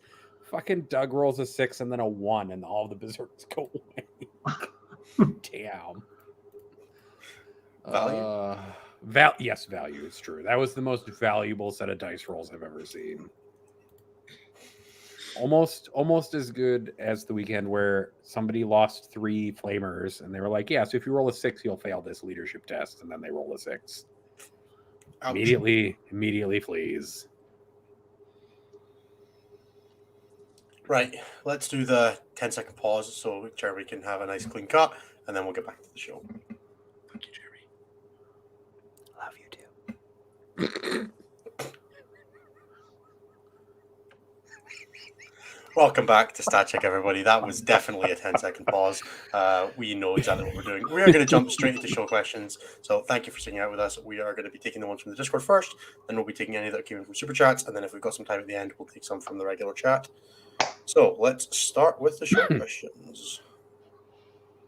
First question is, that's the pin messages. That's not what I'm looking for. I'm looking for the threads. That's how this works. Hey, there we go. Sam Lemon asks, when designing teams lists, how much trust do you put in your players to write the correct list for the faction? Zeros across the board. Absolutely Nice. fucking none. Because the problem is that you can't just let them write their own list, because if you do that, you end up with a whole team comp that's plinking about singles metas. Yep. And you have to start asking people, like, dude, I need one of you to like just make it work so that plays Dark Angels. Please. What the fuck just happened? That was Brian's stats. Second He's cat. in Zion. A second cat has hit Brian's table. Yeah. My house is just a zoo. It's fine. You end up with just people not taking in considerations of team comp. Once you get people past that first stage of being like, all right, guys, I need somebody to like come up with some list ideas for Dark Angels, and then people will submit some stuff, and then you're like, all right, cool. I think this is like, you can trust them like through the process, but you got to guide them through it. You can't just be like, I want a list. It doesn't work. Reasonable. That's also like depends on what level of teams you're playing. If you're playing like Adepticon teams with your friends, you're probably fine. Don't worry. It's fine. One of our And people then- brought freaking the Canoptic special character, Caesaras or whatever it is. That one. Sharas, yeah, good lad. Yep. Sam also asks, how do you combat innovation and doing unique stuff in a team's list versus taking the proven unit and thing? You got to prove your innovation. Like that's kind of all it is, right? If you can show me a bunch of practice games where you're like, this is the thing that I think is better than the thing that's good, fine. If you can't, then you're playing the thing that's good. I think there's also something about the role the army's playing, right? Because if you can build a list that beats Dark Angels, but you only have one list now that beats Dark Angels, it doesn't really matter because they can pair around it. So it's about the rest of the team makeup and what roles your armies are filling. To that end, my world leaders are very clearly built for like keep it all close. If someone fucks around, make them find out. Like that's the only goal of the list.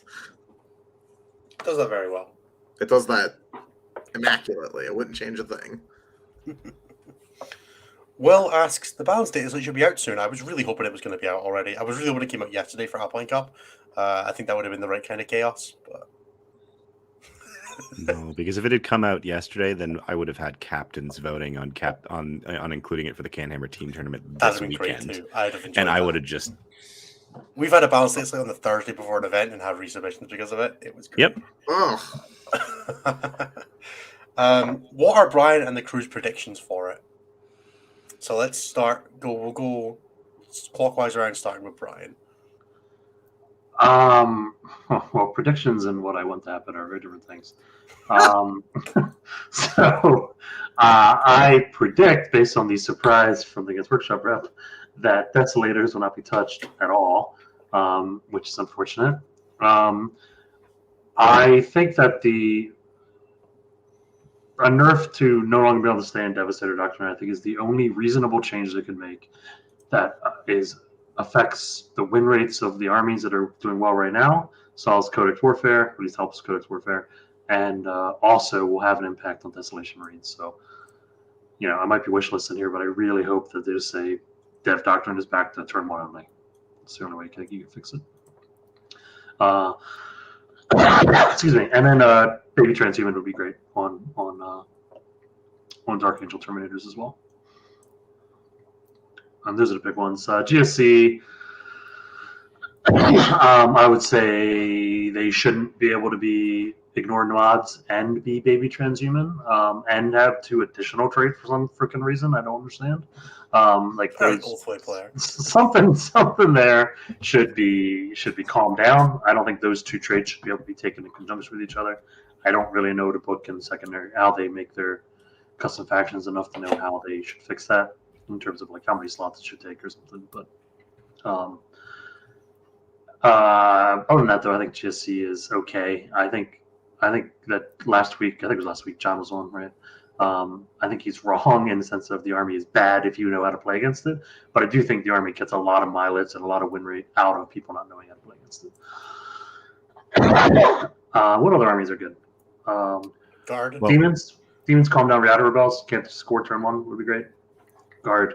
Obvious ones. Fix Khazarkin. Sentinels are absurd and should not have every keyword in the They game. should lose the platoon keyword. Yeah. Pick one. Pick a lane. That's all. I don't care which one it is. Just pick a lane. They have to lose a keyword. It's true. Yeah. Or 2. Like, I'd be fine with 2. Core would work. Also, take as a auto wind away from Born. I already went over the Iron Hands changes, Shock Attack 5 and Thunder Hermits get points. And then I don't know if anything else really needs it that bad. Everything else is like they're Any good buffs armies. you want to see? Buffs. I'm really torn on AdMech because I look at all the stuff that they have and it seems like there's an army there, but then I try and write a list and I just get completely lost and I can't do it. So I don't understand like what it is about them. There's got to be points. There's a bit of CP problems as well. They like to use a lot of CP. I'd like to see Tal get a little bit buffed, but not only there's something you can do with balancing. I think that's like a smidge of points. Maybe you could probably get broadsides back core. I don't think that would break them anymore, especially with the changes to. Dude, I fucking hate Tal, and I actually think that would be fine. Yeah. With the new commander changes, you can't take like multiple commanders then Shadow Sun. She takes a whole commander slot, which is a lot. And what other buffs could there be? Core back on pain engines. Fuck you. You already have a 50% win rate. You need nothing. I did just get a Drukari army in the mail, so I kind of want to play them. I don't know. Maybe Drazar isn't affected by his own aura. I'm really nervous about Deathwatch getting buffed because that army is cracked if they do it wrong. So that makes me very nervous. 30 Desolation Rings of Deathwatch. I'm coming. The fact they singled him out is very, very alarming. So Yeah. we'll see. Sorry, that was long-winded. It's fine. It's your question, technically. We're just here to add addendums. I think they could just add core back to pain engines and Drukari would be fine. Like, I don't think it would cause any problems, actually. It wouldn't cause any problems. Like, what is it going to be better than at this point? It's not that. What is it? It gives them +1 toughness. That's like the main buff that does. It's not going to do anything in the grand Do they scheme not of things. still It makes get the the army Army mildly. The Army of They Renown doesn't have do. anything in core that's like super wild for them. It lets the Army of Renown be played, actually, like I think it was intended to be played, but that's about it. I don't trust you on that one. Not gonna lie, Anthony. I can see your hidden agendas about It's just Dark really, Eldar. it's just not that crazy. My biased change would be to revert Artists of Flesh, but that's not happening. So yeah, see, I get it. The real thing I think they need to do is they need to take Casterkin and make it so they can only shoot one target and get a 6 mortal wounds cap on it. And that probably fixes most of that problem. It should just not have the 6s like from Born. I don't think they'll take that away because unlike Votan, there's not like a bunch of stuff that can key off of it in the same way. There was only 2 things in Votan, dude. Oh, well, it's only one thing in Guard. It's the one thing. Oh, there's 2 in Guard. Overlapping too. What does overlapping do, though? I've never seen anybody use that strategy before. Is, rerolls to wound and then 6s to wound to earn an extra AP. Okay. I thought it was +1 to wound. I don't remember. It is +1. Then, it's +1 to wound. Yeah, and then it's also 6s to wound or an additional AP. I was talking to Winners about it when I played him. Sure. I don't think I've ever seen anybody use that stratagem before. Yeah, because you don't have to, because you can kill 4 units at the same time with your broken as fuck Casterkin. Yeah, I fully expect Casterkin to get fixed. I don't think they're going to touch. I don't expect them to fix Casterkin if they're looking mostly at win rate. They're gonna dip. If they do a good job and they fix subfactions, they're gonna make both of the Iron Hand subfactions that people are taking all consuming. They're gonna make them both change all-consuming. nothing. Yeah, our Vanguard bets are slightly worse. But they're also going to make it so that you have to cycle doctrines, and they're probably going to change how Codex Warfare is scored. I will just play Stalwart and Warded, and it will not change anything. I promise you. I'll still table you. They're just going to do things down the line. I'll take mini transhuman if I go against mortals, and I promise it won't help you. I think what alarms me about this data set is that it's the last one in 9th edition, which means that this is what we're playing the season, like the rest of the game out in. Yep. So if they don't do enough, there's no, well, they'll fix it soon. Well, they will fix it soon. Just not the. They're Well, going to fix it. Yes. They fixed it with C4. they're gonna fix it the way your cats got fixed. Yeah. It does Oh, sound though like 10th edition is coming like real quickly down the pipe since they're Yeah. starting to like put out more preview information. It sounds like the C4 is coming real fast. A small thing I would change for world leaders is remove the option to spend 3 for pile the skulls, because that makes for fairly unhealthy game patterns where it doesn't actually matter that you're spending blood tithe early. I think that's an important part of making the secondary like even somewhat interactable. I didn't make a charge move until turn 3 in my Dark Angels game and still got 15 on pile because I was just like 5, 5, 5. I think you could reasonably make that like a 1, 2, 4 and not be too unhappy with it as well.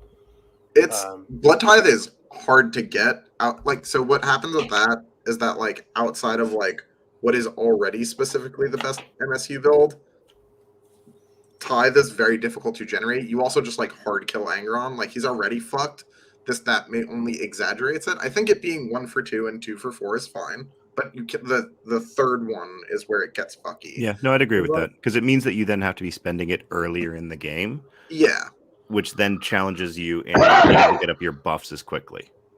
That's fair. and games in Orks don't go like on turn 4 don't matter, right? You need your buffs earlier. Yeah. So the ability to stack buffs early and then pile later is too powerful. Look, I just think I should cap at 12 so that when I beat World Leaders players, they don't jump me in the rankings and finish second when I go third. I mean, you could just obey the clock rules and win your tournament. That was a different Different tournament. event. Different event. Oh, okay. Brian's got a lot of baggage about coming second and third. It's It's my place of honor. I'll quickly touch on a couple of changes I'd like to see as well. The guys have covered very well the Marines changes that we really need, and some permutation of those seems fine. GSC, I think you hit Brute Swarm and Ambush. Capping Ambush back at 4 is completely reasonable. All the things individually being 2 points is fine, but you shouldn't be getting 6 points for doing, or 5 or 6 points for doing all of them. I think 4 is reasonable for a secondary. You can only comfortably do on turn 2 and 3, but you can get the harder conditions on 1, 4, and 5. I think that's reasonable. Brute Swarm probably just doesn't meet the whole board criteria and should go back to 1, 2, 3, and then 4 if you get all the conditions without the whole board. And I think that'd be fine. It then becomes commensurate with Behind Enemy Lines and actually becomes a viable. Like, it's really weird that Behind Enemy Lines is an amazing secondary that GSC just don't play. Like, you almost never take it. And then, yeah, Industrial Affinity probably needs to go up 1 or 2 points on the Myriad, but you probably need to move some of the things down if you're going to do that, because they kills a bunch of the melee builds, which just don't need hit. So you maybe put it up to 2 and you bring down the +1 to hit on the charge down to 2 as well, so you can still put the 2 of them together. There's some things in there. Broadly, I think with the secondary changes, it ends up being mostly fine. The GSC win rate would stay fairly stable. I don't think the lists are that oppressive. People are just, very inexperienced into it. Nids, please, for the love of God, give me back adaptives. All I want. They're called adaptives. Keep them in the Please. ground. I think that's a reasonable change. It's It's where they all belong. mini transhuman on Synapse non-monsters. It's insane that they don't have that. I think you could revert the overrun change at this point. It would be I fine. don't think you can. I don't think you can. Get out of here. I think you Just could. stop. You Just too many leave players the can trauma. just go back in your closets. Have you, Revert the Encircle change. dude? There's so few things in a nid list. If you take a Tyrant Guard unit and a Hive Tyrant, you're like, all right, well, I guess I'll take my 10 Gaunts.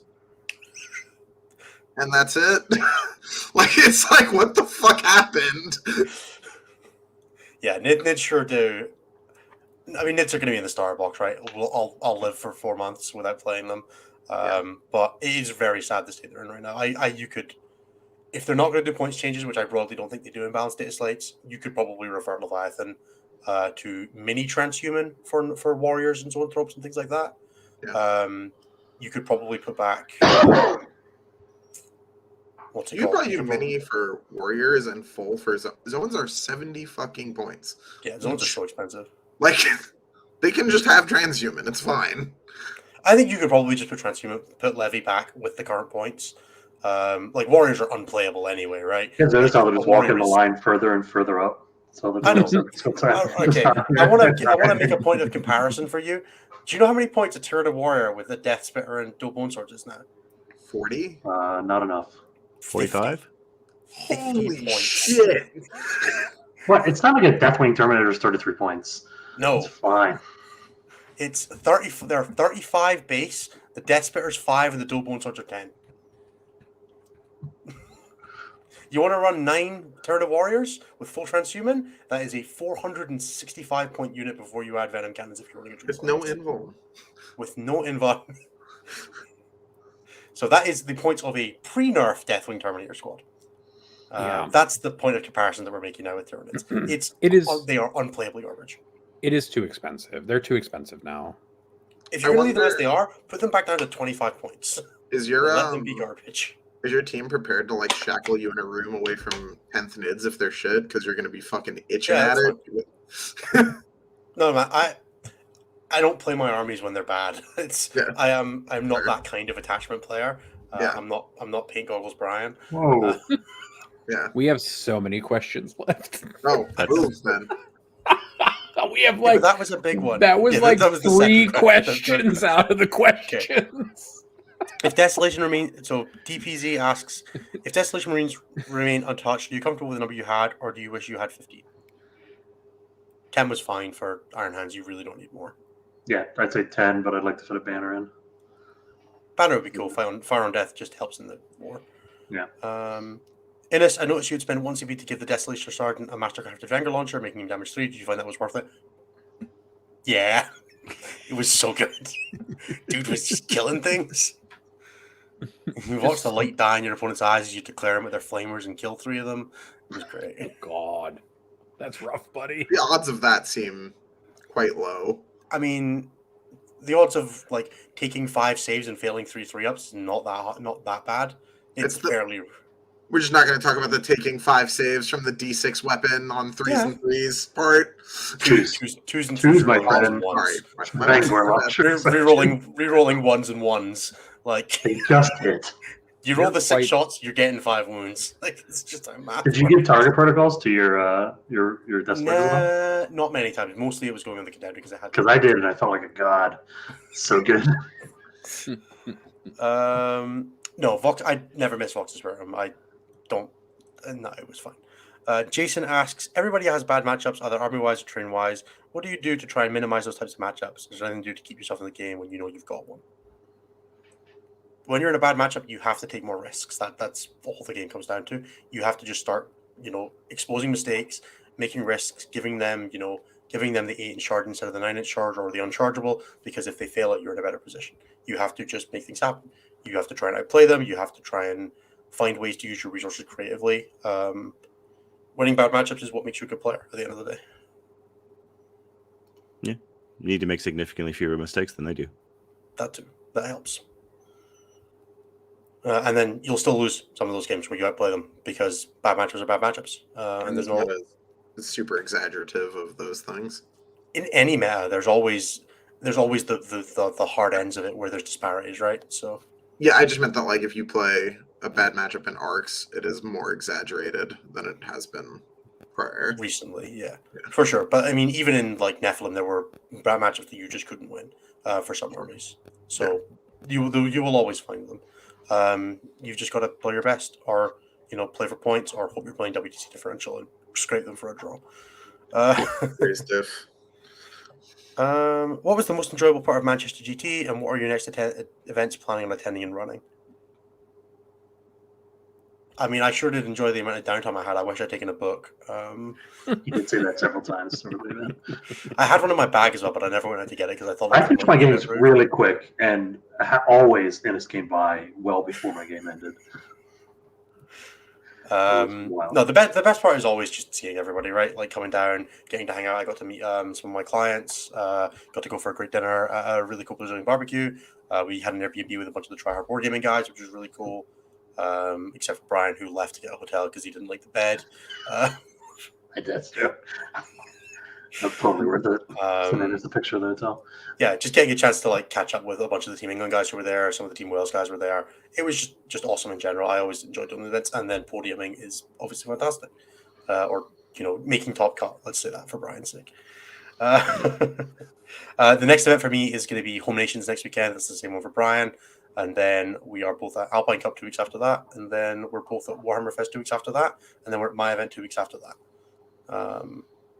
So, love Warhammer.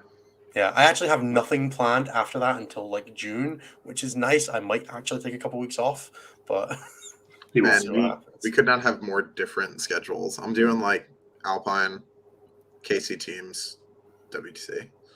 Like I think I only have I have 2 team events between that event, my event in the second weekend of May, and WTC I have like 2 team events and maybe a singles event, and then all the rest of my stuff is back end of the year. I have like an event in September and 2 events in September planned and 2 events in October planned. I'm going to be in the States twice in November.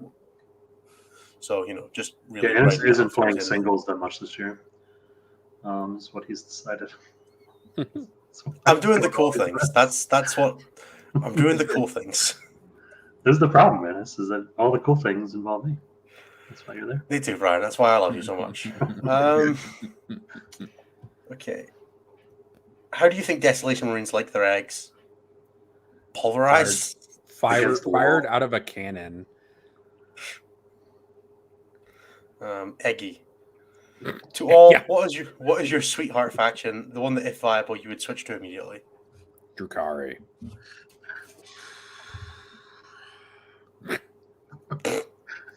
They're already good. Get out of here, Jeremy. Get out. Damn it. Yeah, but I played them in 8th when they had like a 35% win rate. I don't want to hear your excuses. You play guard, Mason. Fuck you. So I really wish Tau were in a better spot because they're my favorite faction, I think, and they're just not. Tau's fine if you learn to screen. Model. What I play on Bowling Ball was that? The new Farsight model cool. Is sweet. Yeah. I thought you said you didn't like it. I don't like it, and then I saw Izzy Sanchez converted one for Tabletop Titans, and he did a good job. So, it's so now Brian's commissioning one. I did tell him I want one, so that's happening. I don't know if it's Drukhari, Emperor's Children, or World Leaders, but it's one of those 3. I mean, it's every day of the week. Yeah. If Nits are a top 5 faction, I'll play Nits. Yeah. I will say that it is mostly Drukhari, but the Tyrannid reveals made me feel things like deep in my soul, so it's probably Tyrannid still. Like, I love my bugs so much. I've also not played as much 40k, I think, as everybody else on this, like for as long. So I have much less faction loyalty. Yeah, that's fair. I'm gonna be fucking useless if they do plastic grotesques when Drukhari come out in 10. I would. If that army is fucking terrible, I don't care. Like, I think it's gonna be like, I'll paint my own models if I have to. Also, just get crazy, but like, I'll paint my models if I have to. I'm definitely just gonna pay someone, but joking. I also want to be totally honest. If fucking Vashdor is the herald of a Dark Mechanicus faction, I would jump over to a Dark Mechanicus so fast I would sell every army I own. What if they all had Vashdor's rules? I'd still paint them like Phyrexians and like angry red velvet cake because. Did you read the end of the March of the Machine story today, Nathan? Oh God, no, I haven't. No spoilers. I'm not going to spoil it, but have you read it? Magic the Gathering lore is fucking terrible. I haven't read it. It is, but they they finished the arc for the new set, which is just tell me what it is. Just tell me what. No, it is. I'm not spoiling it for everybody. God damn it! Fine. You later. All right, we can talk about it later. Phyrexians are one of my favorite fictional like factions of all time. I just love them. They're great. They did do it really cool. Okay. Has the Manchester GT established exactly how many Desolation Marines is too many? 21. Probably 16 is too many. 15 is completely fine. Past that, you run into real diminishing returns. They are still kind of expensive. They're really good, but they're a little expensive. They are super expensive, and in a normal army would be almost like actually expensive, but Marines don't care because everything else in Marines is pointed like it's a Ford faction. That's the problem. Is that because everything else is so cheap, like the comparison point that bugs me Our 10 Desolation Marines are more expensive than 10 Deathwing Terminators and a squad of Scouts. That's true. But they're really good. They are really good and very efficient. It's absurd. It's ridiculous how cheap Terminators are. That's the actual problem, is that, like, or the other point comparison, our drop pod with 10 Devastators in it is 40 points cheaper, or 30 points cheaper than our 10 Desolation Marines. Yeah, it's hard when your like comparison points are so fucked up. Like, Yeah, exactly. Terminators are way too cheap, and therefore Desolators who are too expensive. Yeah, Desolation Marines are reasonably pointed in a reasonably pointed Marine army, but Marines are not reasonably pointed. I would like an addendum to what I said earlier about Data Slate. Just put Dark Technos back. Fuck these Marines. I don't think it helps. Pure unnerfed Dark Techno liquefiers. Yeah, just like put racks back to 5 points or whatever they were when that book came out, and fuck them.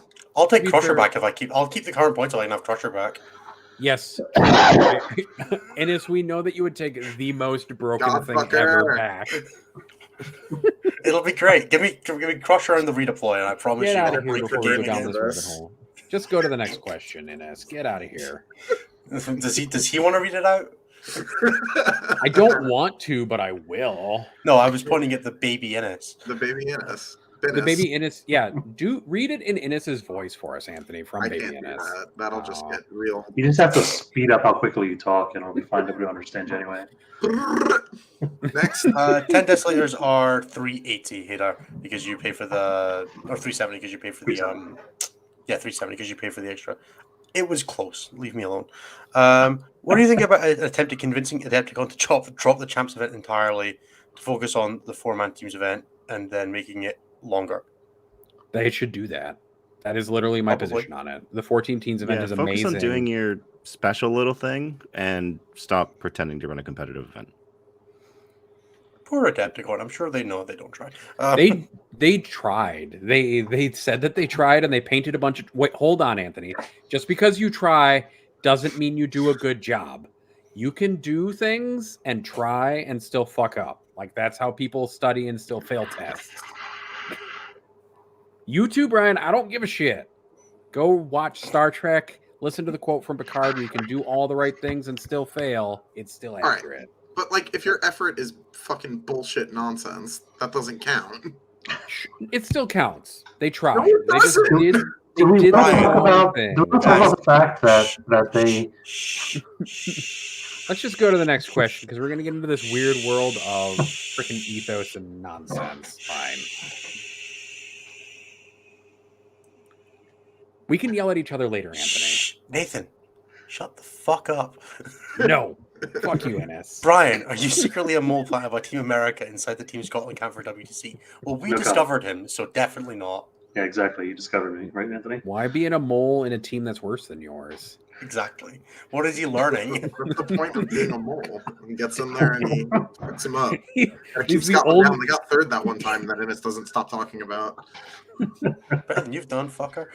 So far. I don't need you in my chat, Jeremy, telling me about how I said that incorrectly. Get out of here. I hate you all. Now that we're nearing the end of 10th, what single unit plus relic / mortal trait / buff do you think defined being open, OP, and broken at the original release, and why?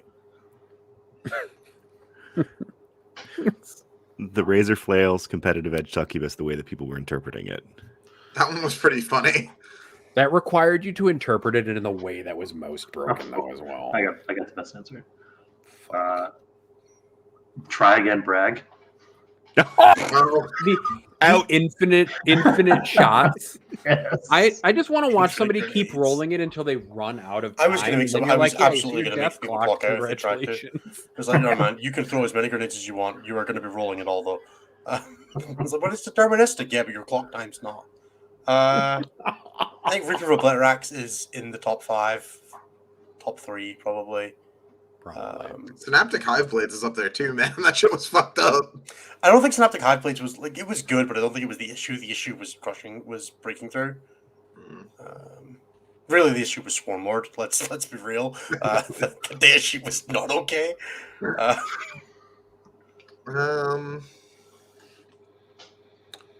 Bo and Mark of the Incomparable Hunter was some pretty fucked up shit when Hale was like, Yeah, and I mean the March of the Ancients Contemptor is Of a classic. pretty busted. Nothing in Advic was really like an individual model combo, so that's hard to. I mean, freebooters plus the rocket truck data sheet. That's not a combo. It's not That's that. kind of a combo. The whole of the 6 planes things was pretty bad. Yeah. We could definitely do an article or a bonus episode about like the 5 things that the most broke 9th edition. We can do a retrospective right before 10th, Yeah. probably. That'll probably be like our last episode of 9th edition. Sure. Seems reasonable. Because we can just stop talking about stats because it does not matter anymore. Yes, thank God. I don't have to talk about this terrible situation anymore. Will says the episode of Desolators on last week's show was quite pessimistic. Since seeing more games and factions against them in Manchester, how has your opinions on counterplay changed since then? They've gotten worse. It's just fucking verified them. God damn it. Pessimistic my ass. Somehow more upset about them than I was before the event. Yeah, they are. The one thing I will say, I thought the mirror would be way worse. They're not going to way kill more Marine bodies in they're, cover. they're really not. They're not going to killing each other as long as you're standing on cover. So It's just like that Heralds is- on Vengor launchers. That's all that ever matters. which definitely makes it even more cancerous than I thought it was going to be. So that's great. It wasn't pessimism, it was realism. Sorry, folks. Exactly. What lesson are you most worried about GW having forgotten in the now very much already finalized and packaged rules for 10th? Not Codex or faction stuff, just the main game rules. Interact, planes. Those. 100%, yeah. Mortal On Wound. interactivity. End of story. I'm assuming that it's going to be based on that one person's reaction to hearing that Desolation Marines were way too good. Is that indirect is going to be way too good in the book again for some reason? Because I guess why not? I would wager that they get Mortal Wounds wrong in some way, shape, or form, where they like reduce. We don't the even know cost. if they're still going to exist. Yeah, we do. I think they said in the video that they do. Did they? Like until proven otherwise, I just assume that's broadly a mechanic they fail to understand. Because Yeah, if lethality in the game is going down, they're going to be like, "Oh yeah, it's fine," and then they're going to leave Mortal Wounds in, and then everyone's going to die. 1 second. There's this one weird thing where they keep talking about. They're like, yeah, the game's going to be faster, but we've reduced the lethality of the game. Like those two things cannot exist in space together unless you've changed Unless it shrinks the game substantially size about as well. the game. That is the only way that But it then can they exist. also but- said that there's going to be more models on the table. So like, Yep. So I'm wondering how this triangle of changes exists in one game, and I It might I just don't be think less it's- dice rolling. There's a lot less gates they have to go through. Like roll this dice, roll this dice, roll the wound, roll the wound, roll the save, roll the save. And maybe that helps it a lot. Maybe. I don't know that it's going. We'll find out, but I don't It's think okay, all though. three It's of those gonna be things can replaced exist in with, the same space at the same Abacusing time. up your objective control model count. I fucking hate that change so goddamn fucking So excited. much. I'm That's I just finding love it actual because you advocates don't for like that. it now. Anthony, you passed the early phase of math that you were given with flying colors. You can do that. math. It's know not that I you can't can. do it. It's just harder for no reason. I am. I love the objective control mechanic specifically because it annoys Anthony. That one makes me mad. What are you looking forward to most about with what we know so far? I think the objective control change is really cool, and it's going to really open up interactivity on objective play. I like the way that the data sheets are structured. I actually like the way that their new data sheets are structured. I think that that's actually a visually intuitive method of organizing them, What I do and it like, gives them. Go ahead, Jeremy. Just go. I was going to say, I think You guys are Five. fired. I was going to say that putting weapon skill and ballistic skill profiles specifically for weapons gives you additional levers of control over the balance of those weapons and profiles, which is cool.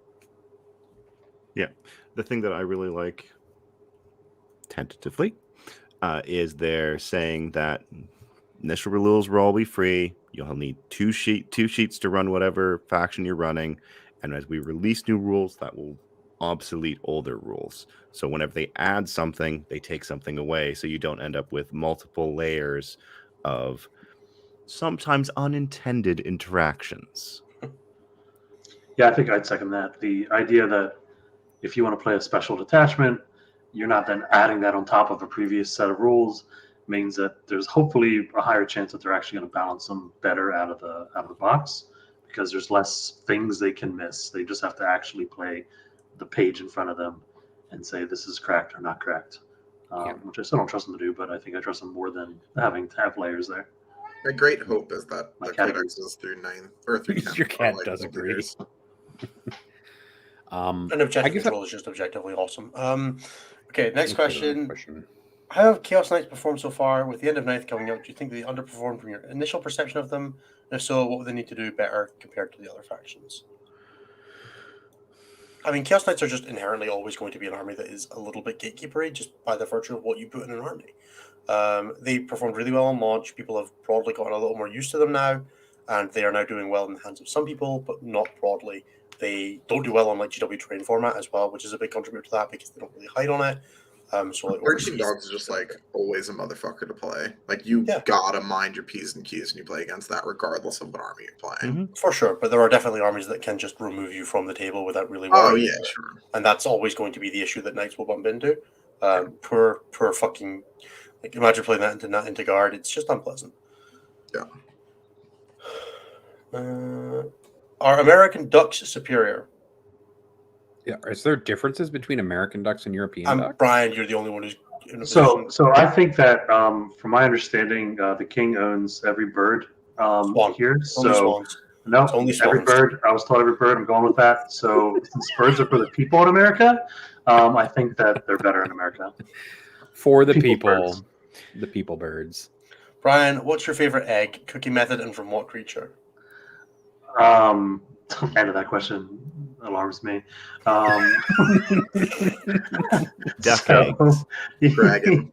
right? Ork. So it's obviously ostrich eggs. I chickens and in breakfast burritos. So scrambled and breakfast burritos. Nice. Nice. What are you looking forward to the most for Alpine? Oh, Bants. Surviving. The bevy, Playing Harlequins in Craft World Order. somehow winning despite the other people there. Dude, if we win, I'd That's the goal. laugh my ass off. We're gonna win. There's no doubt in my mind. What are some universal elements of 40k strategy that you think will translate to 10th edition without knowing the specifics? There's more to that, but that's the basics. The short version of that is real short. It's just like good player shit, which is just like make sure you dude, the amount of people I watch play this game, and this is only a thing I've started to notice more recently, that just like do not pile in or consolidate. They do not move their models at all. Is crazy. Like Or don't do it well. I'll even take doing it. Yeah, Like, just not doing it at all is wild. It's like- crazy to me. nothing. Like I made And it I'm into like, melee. oh, this and this now I long charge attack. is so bad for me.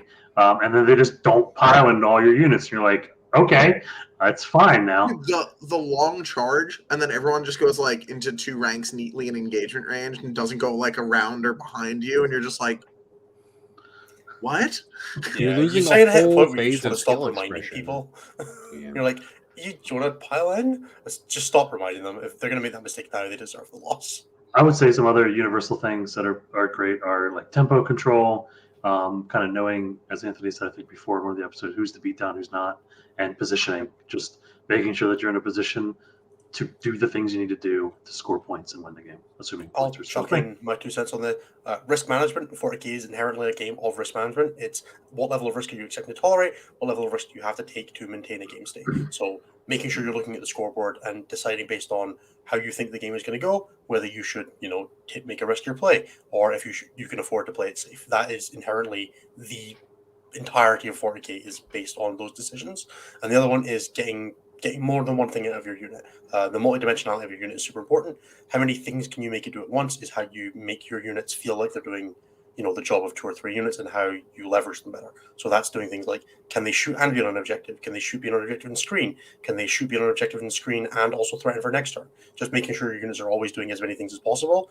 And then the risk management comes into, do you do those things at 80% or 100%? And how many of them can you afford to, only kind of do to get more out of them in other ways?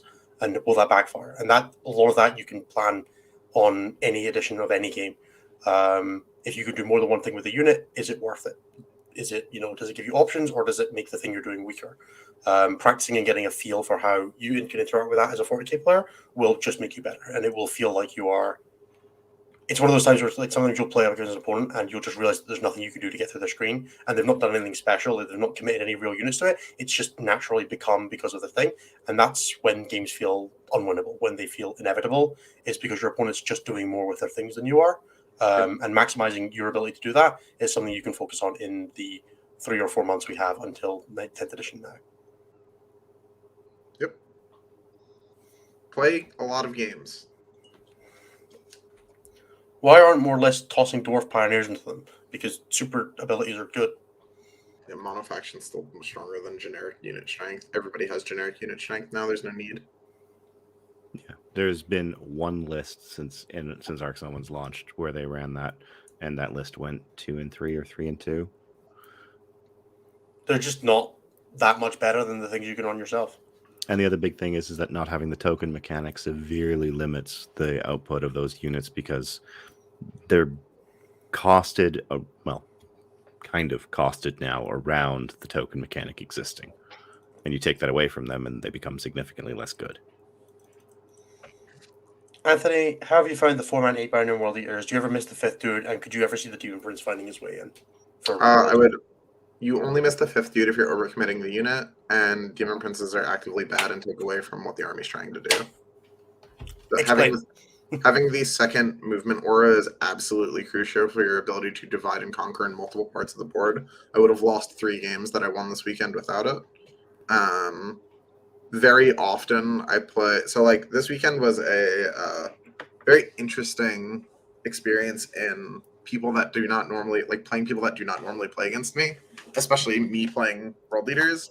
Of them being like, whoa, this is way different than World Leaders I normally play against. Just, like, over and over and over and over again. So, like, a non-zero amount of my success this weekend was from people having false expectations of what the army does in situations. So to that end, making sure that I had 5 Berserker units, making sure that I had 2 movement auras were super important. If you are putting your 8-bound into situations where you need 5 with rerolls to kill something, you probably should have just not done that instead. There's very, very few targets in the game that require that level of commitment. And if you're doing that, you could probably just do that a bit later in the game and get tithe buffs from like your Berserkers and Exalted 8-bound and things that don't need that level of buff, and then hit them later with 8-bound to cover the gap. So, yeah. Demon Prince is real expensive and does not hit that hard, so... John asks, in this and others, design your ideal GSC army from how it plays units to the units it includes, basically how the army plays in Legion 10. I want melee inevitability. I want to hit people from reserve, lightning fast, and then die like a bitch. I want the army to not exist. Fuck you. I want Gene Stealers to come in, auto pass charges, murder the fuck out of you, and then evaporate in a hail of puff. And then me to keep doing that until one of us has run out of stuff. I would play the shit out of that army. It's all I want. I want guaranteed charges from reserve. I want almost no shooting. I don't want to play shooting. Fuck shooting. I don't get it. They should be It should feel like an ambush army, but like an ambush army that murders you, not an ambush army that shoots you with shotguns. That's boring. Yeah. It should play 30 Gene Stealers, 175 Acolytes, and nothing else. Hell yeah. What's the most Astral Militarum you take? And a Kellamorph. That's the list you should play. Pardon? What's the most Astral Militarum you could take on the list? Because that's the list you should play. Fuck you. You're off the team. What are some generally evergreen things to hobby? Marines. The armies you like that you don't have the core essentials for. If you're missing, some troops, put some troops in. If you're missing a couple of the HQs that are generically fairly useful, paint up some of those. Like, get the core stuff for your army that you like the most. As a general thumb, any new kit they recently come out with is going to be fine. Or terrible. One of the two. It's definitely one of the two. Usually, and I'm not saying this is designed, but they will have a tendency to have the thing that is not very good, so nobody ends up needing right now in the new book will be very good. And it's odd how that works out. But so go and buy 9 Firestrike Salvatars and a Hammerfall bunker. They gave away a lot of Hammerfall bunkers this weekend. I'm very excited for my Ghost Kills. It's great in the index. It's going to be awesome. Okay. What later in the edition changes from 9th do you hope they add to 10th? And which ones do you hope they realize are Flyers. mistakes? Flyers and indirect are the ones I really hope stay. Well, I hope indirect goes like from the game entirely. That But would be barring nice that, too, but I'll it's take not the going change. to. As long as Yeah. basilisks exist and are a core unit in guard, indirect will always be a thing. Yeah, but I mean, incorporating like a very strict spotter mechanic for indirect would probably be the best way to initially be like, this is how this works. The Or problem is just- it's garbage. Like Tyranid indirect is just unplayable. So I mean, maybe that's okay though too. that's fine too. The then, idea like, of that of having make the units better and take away the mechanic, right? well, I mean, also the fact that you, at least currently, don't have 4 swords you're playing into means that kind of mechanic might be viable. Like you play guard, you can take a bunch of scout sentinels where you have one offset. Their only job is to give you line of sight for your indirect guns, which is kind of neat. Yeah, that's fair. Do you remember when Eliminators had indirect snipers? Anybody? Just an elevator. yeah, Plus- D3 shot plus indirect 2 to hit. sniper. I do think that the one change that they've made in 9th that I hope goes away in 10th is this weird war gear no cost thing. Just leave the lever of control there, even if Dude, it's like I'm- a small amount of I'm points. telling you, I've been saying it for a while. They're marching towards power level. They've been doing it for a while now. They're just trying to get everybody there. Will the Lions' The nickname be worst. Big L, or did Angron claim that one already? That's Angron. He's going to take a big. Yeah, big I L. bet leader Angron's of the busted in Warriors. 10th. Actually, that's my one prediction. Angron is going to be fucked up in 10th. I don't think know Angron why, has- but he's going to be. Angron's going to take a big L in the Lions book to prove how strong the Lion is. Like he's going to re-banish Angron and like Come on, dude. remove his ability to respawn in the lore. He's going to hit him with a sword once, and Angron will just never be able to He's going to respawn knock in the butcher's Nihilus. nails right out of his head, and the Angron's going to realize Sanguinius he's already meant to did be that. loyal the whole time. Sanguinius already did that, though. He ripped him right out of Angron's skull in the Siege of Terra. He just went bamf. He's going to do it, and all the Spoilers. demons are just going to like pop out of the back of his head, and he's going to go back to being human and join the loyalists. That would be pretty funny, though. Now we've mean- lost Anthony. We never There was had that today. moment in that one, the book with Gilliman fighting Mortarion, where Mortarion has that like epiphany of like, oh no, my dad's here, and then gets like sucked into Nurgle's house, which was pretty funny. No more. Okay. Thoughts on different scoring game plans, and what do you prefer? Active disruption or primary, or passive secondary scoring? I like Just killing kill them. them. Yeah. I feel like I've just fallen into the philosophy of just kill them with the rest of the podcast now. It's like definitely just getting dragged along with it. And what makes me the least happy to report about this is that I have become a big Passive bitch bitch scorer. since Yeah. I've started playing World Leaders.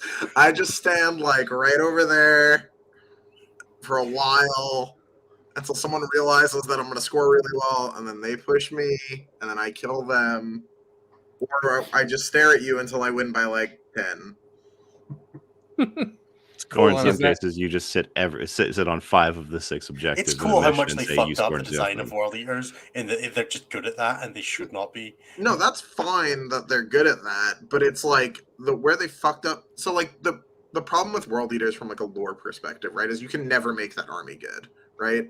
Like if you make the like just run in the open and like actually die and it doesn't matter, or just run in the open and live and connect good, that's shit. That's like they can never be good at that, and that's fine. Where they fucked up is that the rest of the meta is so fucking ridiculous that if you ever leave, you're just dead. So you have to just stand there with your banners and be like, da, da, da, da, da, and wait until the game ends. I'm loving it. All of the world leaders are actually trying to do yoga to calm the butcher's nails at this point behind Yeah. on objectives instead now. They're not so much part of this, also like piling the flower arrangements on the. Yeah, they do goat yoga and shit, dude. There's puppies back there. It's fucked up. How are eggs different in America? Wait, They, answer they, for this. they weren't really. No, I mean I- the big difference is you have to refrigerate them in America. That is weird. Also, the yolks are yellow. Over here, they're orange. Yep. Yeah, Yeah, like A it's lot of normal places, color. a lot of people feed their chickens in other countries dyes and stuff like that. Sorry, folks. In other countries, I think Yeah, in other countries they also inoculate their chickens. We did this question. We already. do that too. It just like still We doesn't did go the well. argument for Orks with no kill rigs in the earlier section, so please go back and listen to that. How do you use the Warbikers? Chargey things in good bits, right? Yeah, slightly resilient unit for good bits, and there are little missiles that have power calls.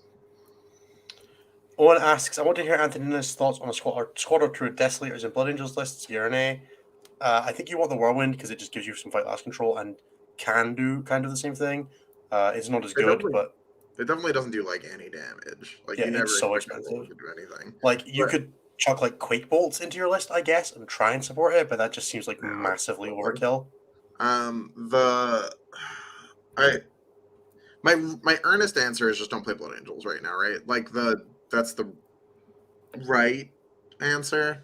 It's also not a useful answer.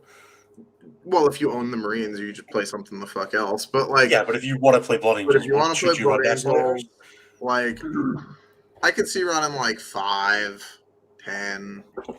The rest of Marines is cheap enough that like maybe it works out and it's fine. You just never fucking move with them. They stand there for a while. You have enough ability to put other units in Assault Doctrine that like you don't necessarily need to leave Dev Doctrine. Dante can hang out with them. Sure, that's depressing but allowed. Like, you know, you could go crazy with Blood Angels. Hear me out, and take like a fuck ton of Desolators, and then if someone gets close to you to charge them, you just heroic Sandguard in and fuck their day up. And you just play in Dev Doctrine, and anytime someone gets close, you drop somewhere in Assault Doctrine and go fuck their day up. And I guess if you were playing that list, you do run Quake Bolts? Nah, because the Quake Bolts are never going to get an angle to shoot the thing that's in the ruin that you're trying I just assume you're shooting things that are like in line of sight because you have no other way to deal with them. So I don't know. 30 Desolators, like 1,000 points on Desolators. Yeah, 30 Desolators, 21 Sandguard, 5 DC characters, and ship it. I don't know. Give it a shot. See if it goes. And what is the broken thing you predict they will miss in 10th? Is the last question from Discord. Then we're going to take the questions from the super chats, and then we're going to finish. I'm going to say right now that they're even with my hope of like the 2 rules is all you get when we put new rules in, they're still going to miss layered buffs because that's been the biggest problem of 9th, where like a unit on its own is fine, but then when you're able to do this, and this, it becomes insane. I mean, it was also the problem of 6th, 7th, 8th, and 5th, and like it's not a new problem, but like it's been very much highlighted in this edition. They also made some of this, like some simplification promises in 9th as well, and ended up not being as simple as people kind of wanted it to be. And I think that's just going to be the same thing, folks. The cycle is always the same. They're going to start out simple, and it's going to get more complicated as they layer more things on, because people also like new rules. They don't want the rules to be the same, and they want more variety in their play as well. So, yeah. We'll see. All right, a couple of questions from the super chats. We have what needs to happen for Votan to be fixed? I think Votan are fine, guys. Chill out. Run 2 Ironkin instead of any troops. You'll have a lot more fun that way. I think Votan are not fun to play as right now. And I think that's like a major failure. I think they should strip Void Armor from the faction and then reduce their point cost by 25%. That'd probably be reasonable. Take. So less than 25%. That's too much. No, I don't agree with that at all. I mean, 25% might be such a decrease. Yeah. I mean, okay. Change the percentage, sure. But yeah, okay. Then I agree with you. Oh, and Premier goes to 5/6 up for its invuln. Okay. That's probably reasonable. We're approaching reasonability. But I forgot about that part. Lex just shouldn't have a pregame move. Fuck that. I feel this way about Shadowrunners too. Pre-game moves should be limited to some bracket, like 7, 9, whatever. Pre-game moves should prevent you from moving on turn 1 if you take one. Like, no. just... No, actually, I'm okay with that too. Your bias is showing, Anthony. I just think it's the ability for some units to just start in the open and then have the ability to easily hide or be in your deployment zone at the end of turn 1 is too much. Pre-game moves and redeploys are too common and should not be at all a thing, just generally. I miss the EC redeploy. I just like world piecers in chat. That's all. That's my favorite bit. Anthony, can you describe how you play your world tiers different from others? I think you touched on that already.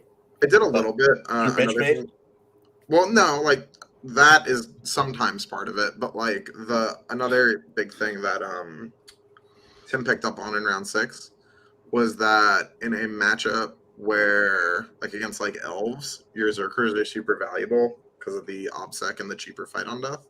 So it's really valuable to do all your early fighting with your 8-bound and hold the Zerkers a little longer and then send them out later, because you don't need extra buffs in the late game on 8-bound to kill fucking elves. Like, they're going to just clobber them anyway. So you can just get up in there and make their like math into you weird with your units that have invulns and 3 wounds and a feel no pain. And then in the late game, you can use your much more fragile resource that also has obsec to crush them all the same. It worked really well. Apparently, I just described Snapshots when I was talking about how I wanted to play GSA. Yeah, but I want to do it with a Kellermorph and Gene Stealers. I don't want to play weird teddy ladies. Yeah. Can't have Venice get too close to those. Exactly. Don't go thought. And Fred says, winning 40k is about scoring points. Brand would be a driving force behind 10th. I will Nova mission design, influence mission design in 10th. The same way it did in 9th. I am, if Secondary is probably still a thing. So, if it's true that Brand has had a significant hand in 10th, that makes me broadly very helpful. No, I agree. explain. I think they Um, will go for it, guys. me explain? Yes, You Anthony. made the point. Other people started talking. I was like, all right. So like, yeah, like since Brand's involvement has increased insofar as the everything seems to go. That was when we started to get like data slates and stuff, and that stuff has broadly been great for the game outside of the last one. So I would imagine that if they let him like in the room a bit more, as far as like the design stuff goes, that will only continue to improve things. Also, like the GW events are well run, and he has a major hand in that. So broadly, when it comes to 40k, I trust him to do a good job.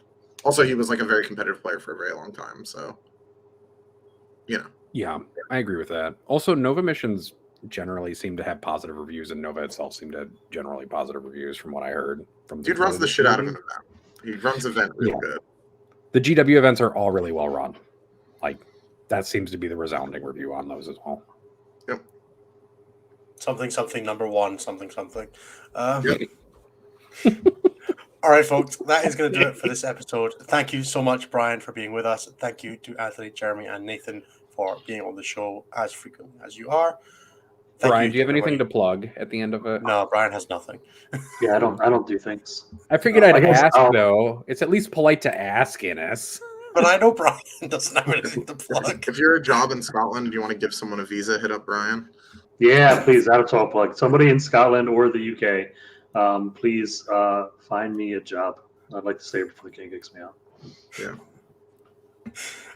Okay, thank you everybody for watching. If you want to hear more of us, you can check us out at youtube.com/c/statcheck. You can the live show every Tuesday at 11 p.m. GMT, 5 p.m. Mountain, 6 p.m. Eastern, various other things on top of that. We'd love to have you in the Discord, which you can access through Patreon at patreon.com/statcheck for $5 a month. You have access to all of our bonus content and also access to all of the wonderful people in the StatCheck Discord. There are almost 200 people in there. We're all super cool, except like 3 of you. You know who you are. Some of you have emojis now. Yep, we're gonna start tagging people with it. There's also some people who are definitely Sisters players in there that are problematic, but that's fine. Other than that, you are as well. Other than that, check out the other 2 shows on the network, Enter the Matrix and X1. X1 will be live a week on Thursday, and then the Matrix will be live a week on Friday for everybody to view. We'll plug those again next week once we know who the guests and the topics are for all of those. I'll Lastly, be on check Grim. out. I was gonna say Nathan. I'm gonna be on Grim After Dark next week on Monday. So Cool. I was watch on that as This well. Week in 40k or whatever the Warhammer Tournaments thing is called yesterday. You can hear more of Brian on Fireside whenever that comes out this week as well. Anybody else do anything cool this week? Nope. Cool. That'll do it for us. Thank you so much, everybody, for being with us, and we will catch you next week. Have a great weekend, everybody. Good luck at any tournament you're at. Goodbye. Bye-bye. Near Fire and Hands, buff CSM. Buff.